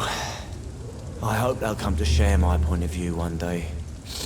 I'll raise my glass to that splendid idea. Do you believe in a bloodless revolution, then? I do not believe in much anymore, Doctor. But I'll admit I like your idea of peaceful change. I like it a lot.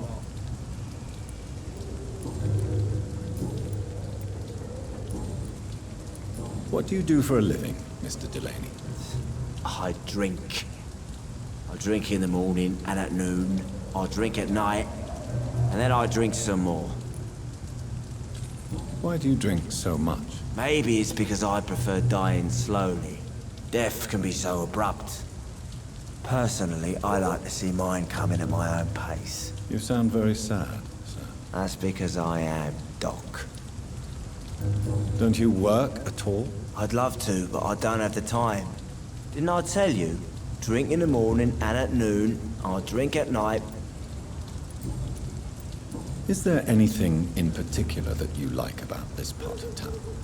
Except for the cheap drinks, I mean. How dare you say such a thing? I love this neighborhood. So friendly. So joyful. Why are you so cynical? Cynicism is the polite way to express despair, Doctor. No reason at all to rejoice, then? Life is hopeless and then we die, is that it? Let me tell you a story. All right. Go on. A few years ago, when I believed a resolute man could change things around here for good, a tragedy occurred nearby. What kind of tragedy? It was a bomb. Bomb that exploded and killed many people. Metal and blood everywhere. Shouts, fire, broken window of the shoe shop, a torn street light. You lost people you loved that day, didn't you? I've lost everything. But you know what the worst part is?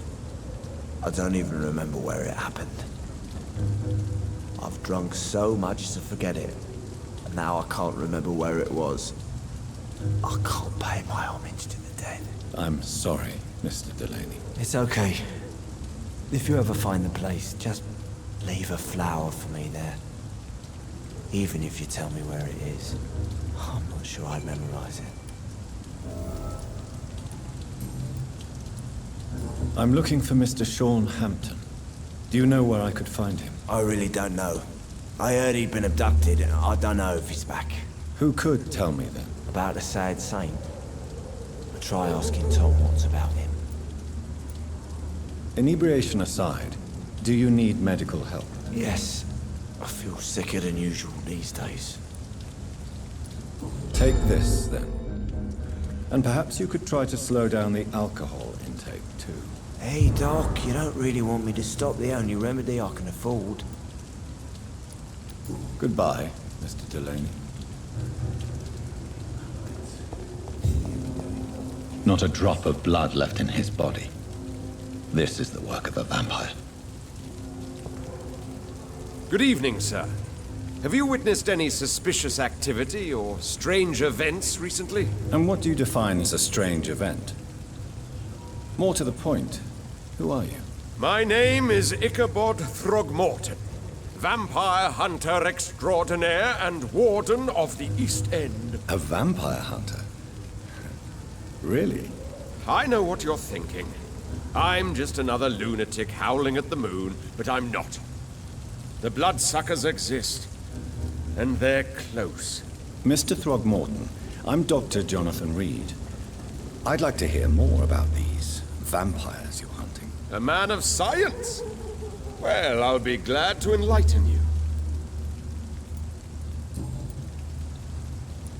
Have you heard of the Guard of Priwen? Of course. They're dedicated hunters. A little militant for my taste, but they do let anyone join. Were you ever tempted to join the Guard yourself? I did think about it, but I'm more of a silent hunter. They're more of a sanitary militia. So you hunt alone? That sounds risky. Vampires are just like every other predator. They hunt when they're hungry and follow certain patterns. It's just a matter of observation and patience.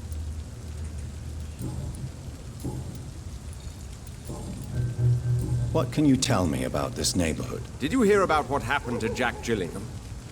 Poor boy. It's a shame I wasn't around to protect him. It's impossible to protect everyone. The violence seems endemic in this part of town. But it's my duty. I am convinced Jack Gillingham was killed by a vampire. These evil rodents are spreading like a plague. So, how exactly are you protecting these people? I'm curious. I patrol late at night, investigating anything unusual. I try and encourage people to stay indoors, but people are careless. Can I help in any way? Actually, yes. I plan to put up posters to alert the population to the vampire threat. Are you asking me to paste posters about vampires around the docks? If you wouldn't mind. If you did that, then I can focus on my patrols. How do you identify a vampire? It's simple, really. They can't stand daylight. They're afraid of garlic and holy symbols. They also cannot enter a house without being invited. Have you ever killed one of these creatures? Yourself, I mean. Of course I have. What kind of question is that? It's a dirty business, believe me. I'm looking for Sean Hampton. Can you help me, Mr. Throgmorton? The sad saint? He should be at his night asylum at this hour. But I cannot tell you how to find it, sorry. Really? Why is that? It's nothing personal, Doctor. I'm sure your intentions are good, but people who sleep there, they have plenty of reasons to hide. Maybe at least you can tell me who could help me find him. Tell you what, go and chat with Tom Watts. He's a bartender and good judge of character. If he talks to you, then it's fine by me. I could make you tell me, but I respect your refusal. You really believe Sean is a saint, don't you? All I will say is this. Gossip has it that when he was a child, he was molested. By a priest of all people. Funny thing is, though, it only strengthened his faith. Goodbye, and good hunting, Mr. Throgmorton.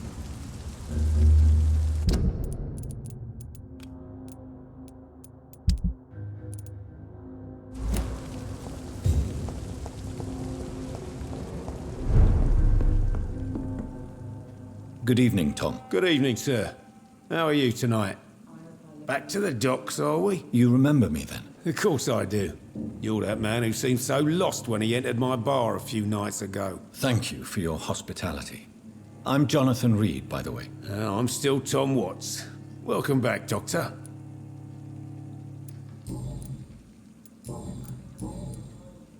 What can you tell me about this part of town? It's not that bad. Thanks to people like the sad saint of the East End. Who? Sean Hampton, our own private holy figure. Few are foolish enough to make peace with the gangs. Sean is one of them. How is it you can keep this place open? This part of town doesn't seem particularly safe. Well, since everybody needs a drink, my pub is considered neutral ground by most groups.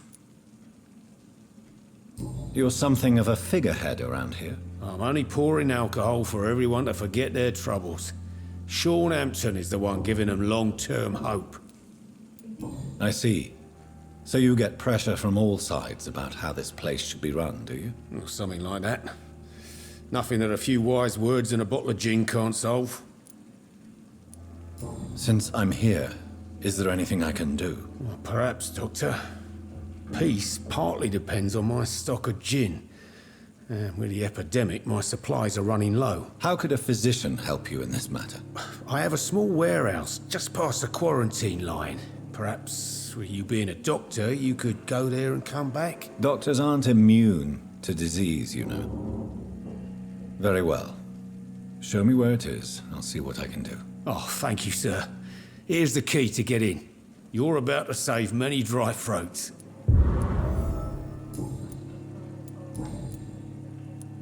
Tom, I need to find Sean Hampton as quickly as possible. I've been told you could help me. I heard the sad saint was recovering at Pembroke Hospital. Did he leave or something? I believe he returned to his flock. Can you confirm that? Oh, I bet you're right.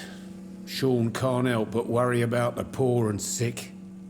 Oh, I guess it has something to do with what happened to him as a baby. Please, tell me. Well, I don't like to gossip, but I heard that the sad saint was abandoned as a baby in front of a Catholic orphanage in Dublin.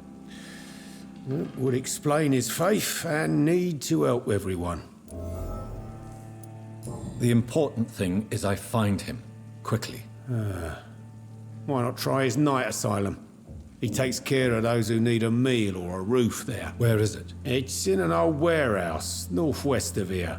Just follow the bank to the west and go north when you reach the end of the pier. Goodbye, Mr. Watts. I hope I live long enough to see them wet boot boys. Times like these, a good drink's just as likely to cause a problem as to solve one.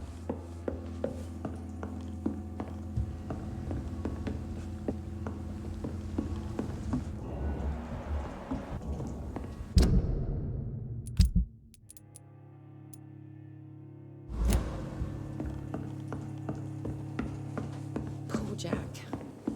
He didn't deserve this.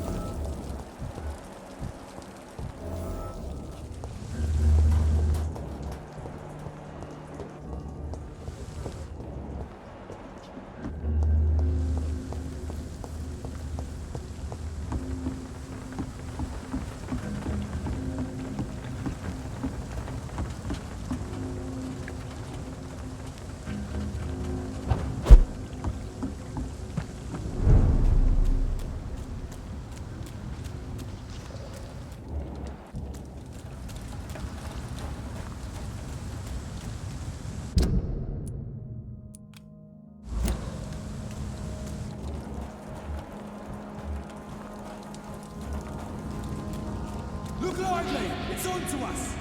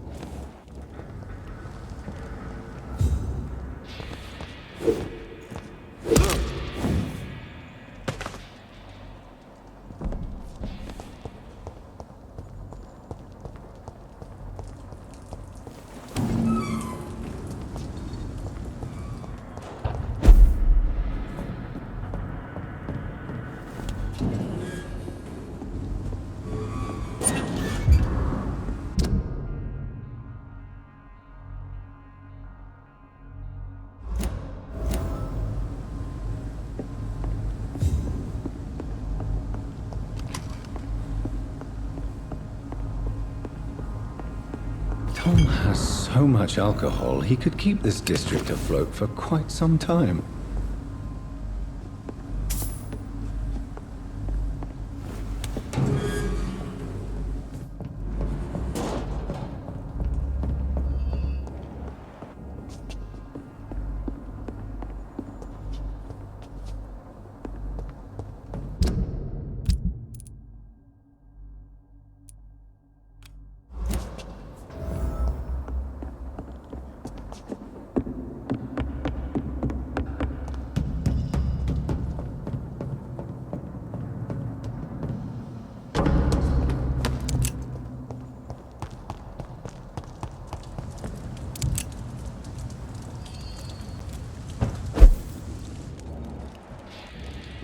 Stupid beast!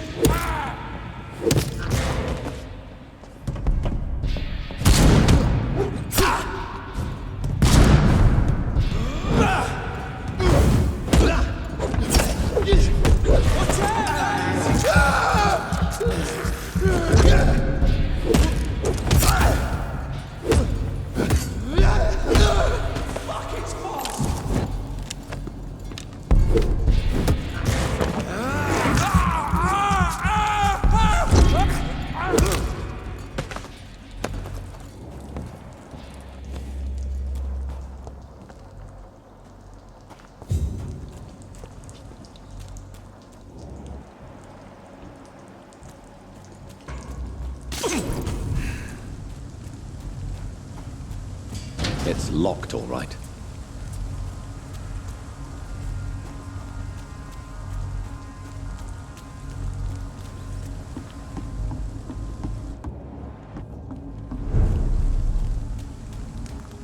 It's locked.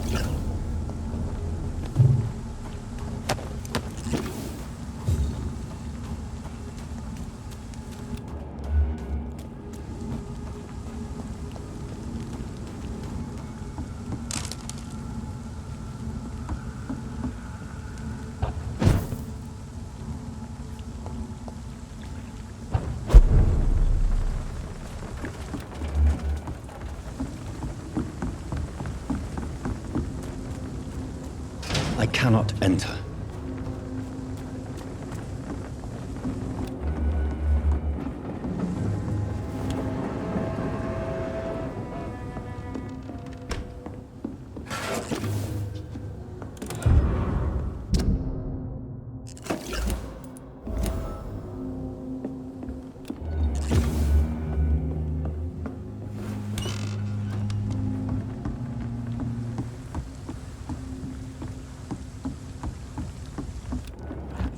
Listen to what the idiot had to say first.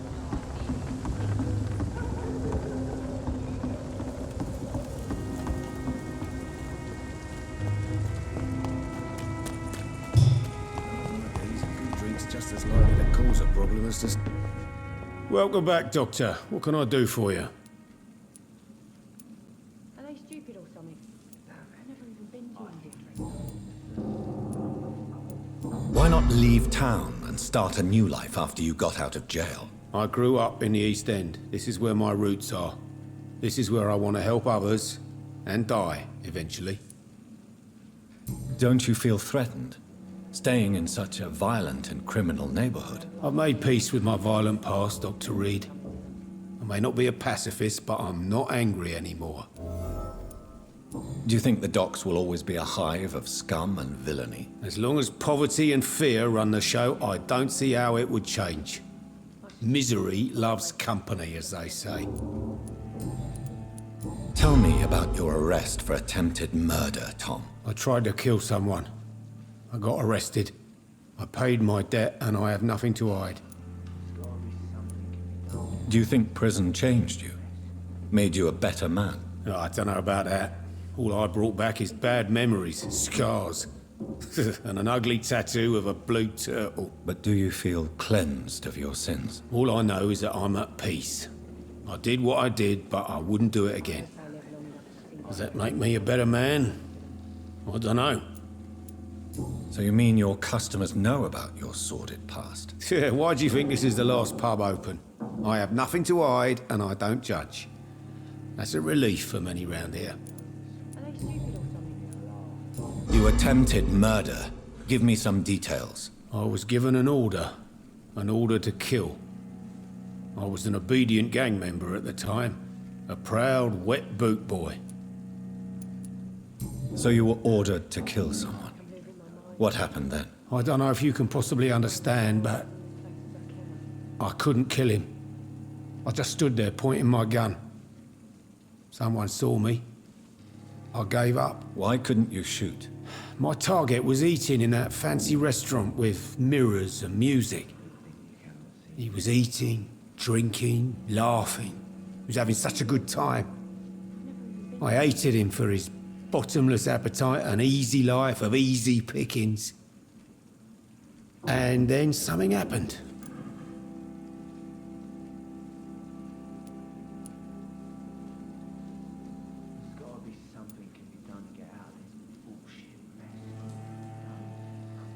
You've had a sad, violent, and lonely life, with no joy to speak of.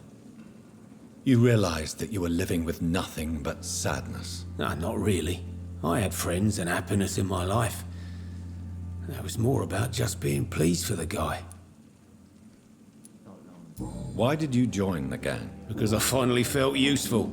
Do you have any idea what it means to feel respected when the rest of the world shits on you? So you... I don't know if you... Why couldn't you shoot? My top... You've had a sad... No, not really. You lied to me, Tom. Your warehouse wasn't empty. It was inhabited with armed vigilantes. I'm sorry, Dr. Reed, but I thought those Prewen guards would be willing to let someone like you pass without trouble. That was devious of you, Tom. Next time you can bloody well go yourself. I apologize, Doctor, but it's just that I prefer to avoid the law, its enforcers, and all manner of thugs in uniform. Here is your booze. I hope it will appease your customers. Just try not to kill anyone with this poison of yours. Believe me, Doctor, most of my customers are less agreeable when sober. Goodbye, Mr. Watts. Times like these, a good drink's just as likely to cause a problem as to solve one. Evening, miss. Well, I never. That's a first. Customers who make that much mess rarely come back. Never mind in fancy togs. I'm much more myself than when we first met. By the way, I'm Jonathan, Dr. Jonathan Reed. Welcome back to the Turquoise Turtle then, Doctor.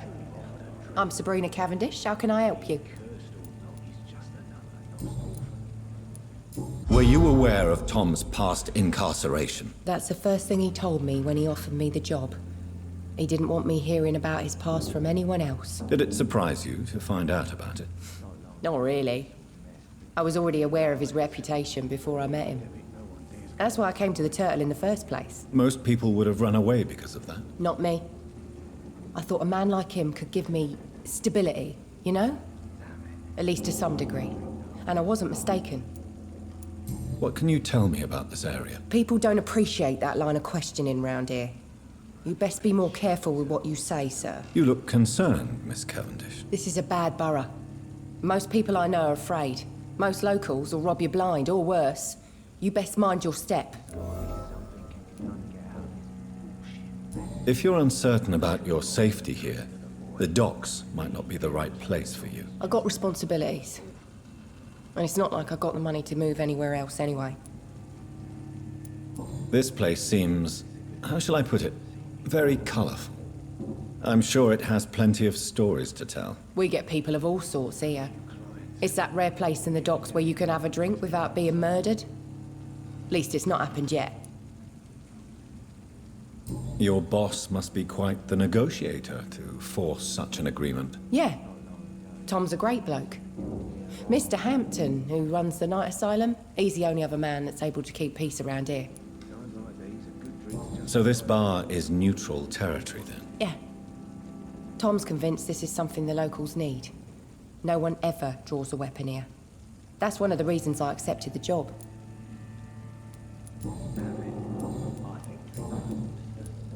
Tell me, Sabrina, do you really believe Tom has renounced his life of crime? He proves it to me every day he tells the truth. Tom Watts is a good man. One of the best. And you don't think he might fall back into his sordid ways? We can all do terrible things, Dr. Reed. And we never know what we're really capable of until it's too late. Excuse my curiosity, but where exactly are you from, Miss Cavendish? Something bothering you? What, my name? Or my complexion? Believe me, I never judge someone on their place of birth or the color of their skin. If that's true, you'd be one of the few not to make fun of me. Just you, Tom, Dyson, Miss Fishburne, and of course Mr. Hampton. I'm sorry if I worried you. I was just curious to find out if you know this part of town well. Nosy. My dad was a sailor from Bombay, and my mum was a maid born up in Glasgow. They got married in London. And here I am. Goodbye, Miss Cavendish. Likely to cause a problem as to solve one.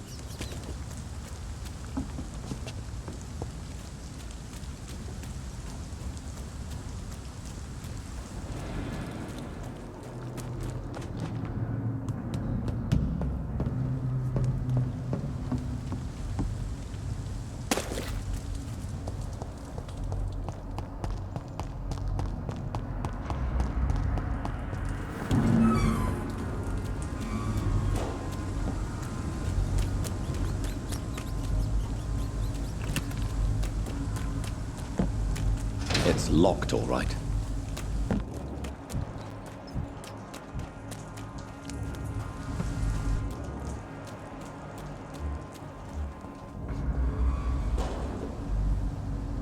Seems like the guard of Prewen is on Sean Hampton's trail, too.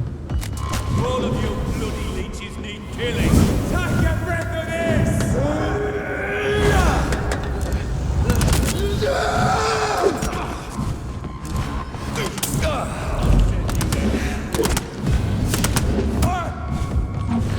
Bruce the leech, boy! This one's mine! Die, Fanny! Bloody monster!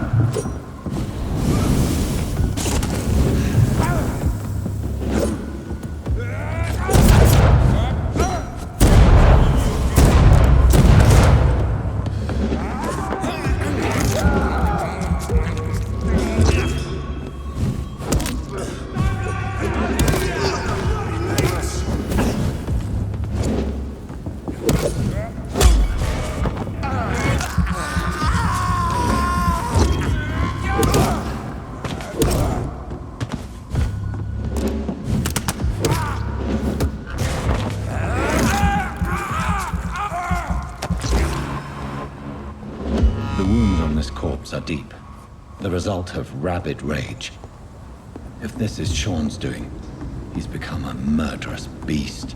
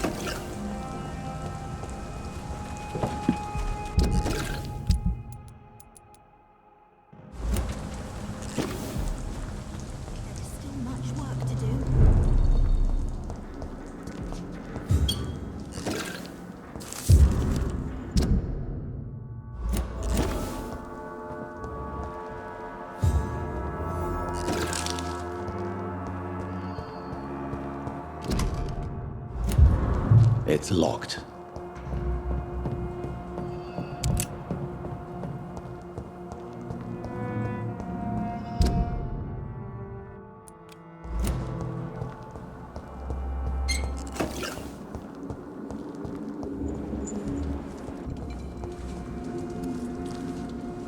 Good evening, miss.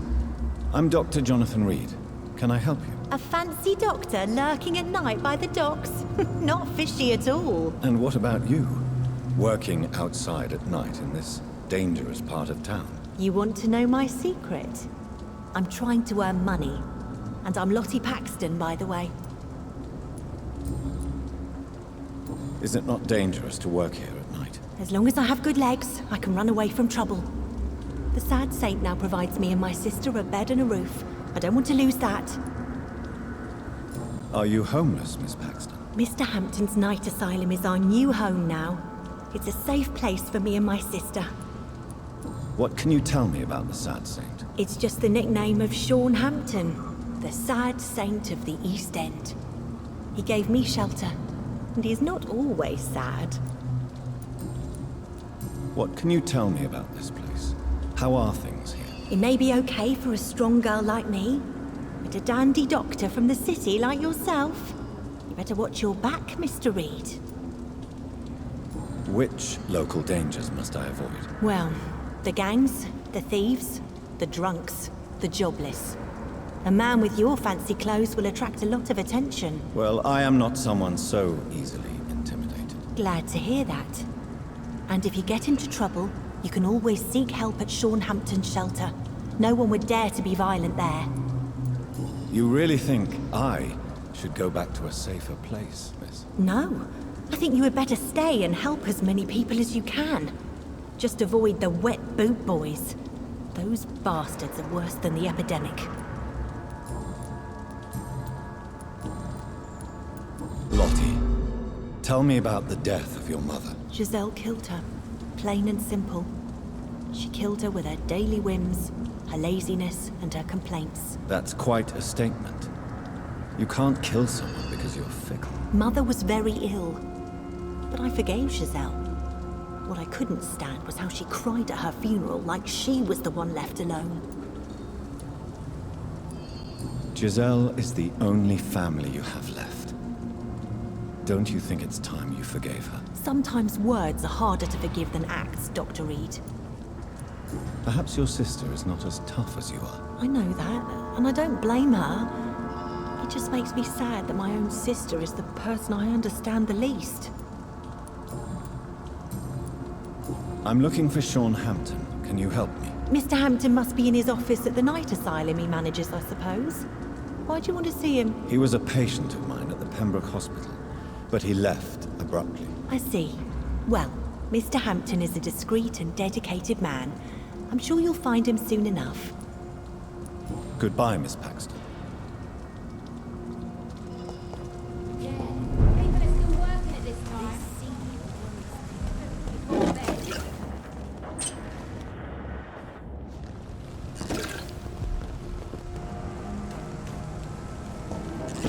It's locked, all right. What It's have locked. we here?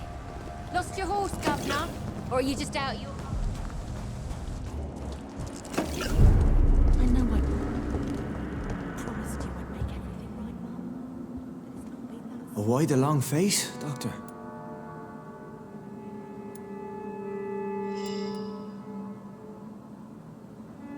How dare you welcome me as if everything is the same? We both know things have changed a lot, don't we? I'm still me in here. Just more alive, as a Skal. It's a new beginning, Doctor. Since you left Pembroke, the amount of blood that has been shed, it's hard to believe you, Sean. Ask what you will. As the Lord is my shepherd, I will not speak a lie to you. Why return here? This is my home. These people are my flock. You will always find me where I am needed. And what about William Bishop? He tried to take care of you. But this hunger, this thirst, cannot be restrained. Alas, poor William. He had a good soul, but was weak in spirit. He could not shake the thirst for booze, never mind blood. But have faith. My will is far stronger than his. Wonders never cease. Skal managing an asylum. And what of you? A vampire doctor? Meals laid out before you. Yet you restrain? Aren't you afraid of what you've become? We are blessed, Doctor. Can't you see it? The Lord has made us able to walk amongst the plague and aid those that need it. Do you think this is a blessing when God's own house and holy symbols repel you? If that is your burden, Doctor, so be it. But I do not fear the cross, nor am I forced to take the life of another. My kind doesn't share your imperfections. But you must drink blood now to survive. No, not your scripture. Whoso eateth my flesh and drinketh my blood hath eternal life, and I will raise him up at the last day. So saith the Lord. I only need to eat flesh, no blood. Why did you kill Miss Jones at the Pembroke Hospital? Killed old Harriet? You must be mad, Doctor. Why would I do such a thing? So you claim Miss Jones' death was not by your hand, nor the other incidents at Pembroke? Though Harriet was an angry, spiteful woman, she was one of God's creatures. I have nothing but love for all he has made. But you were close to her? Of course. But she was lost, separated from the fold. She did not see the hand of the divine in my blessed condition. People have been murdered. I've seen the blood. I don't believe you can be trusted. Have a little faith, Doctor. If you will follow, I will guide you to the light. How do you plan to do that? Take this key of the old sewers. The entrance is by the riverbank, south from here. There you'll find all the proof you need. I will not look kindly on you if you're trying to trick me. I'll be here when you return. If you still think I'm a threat then, well, I'll surrender myself to your judgment.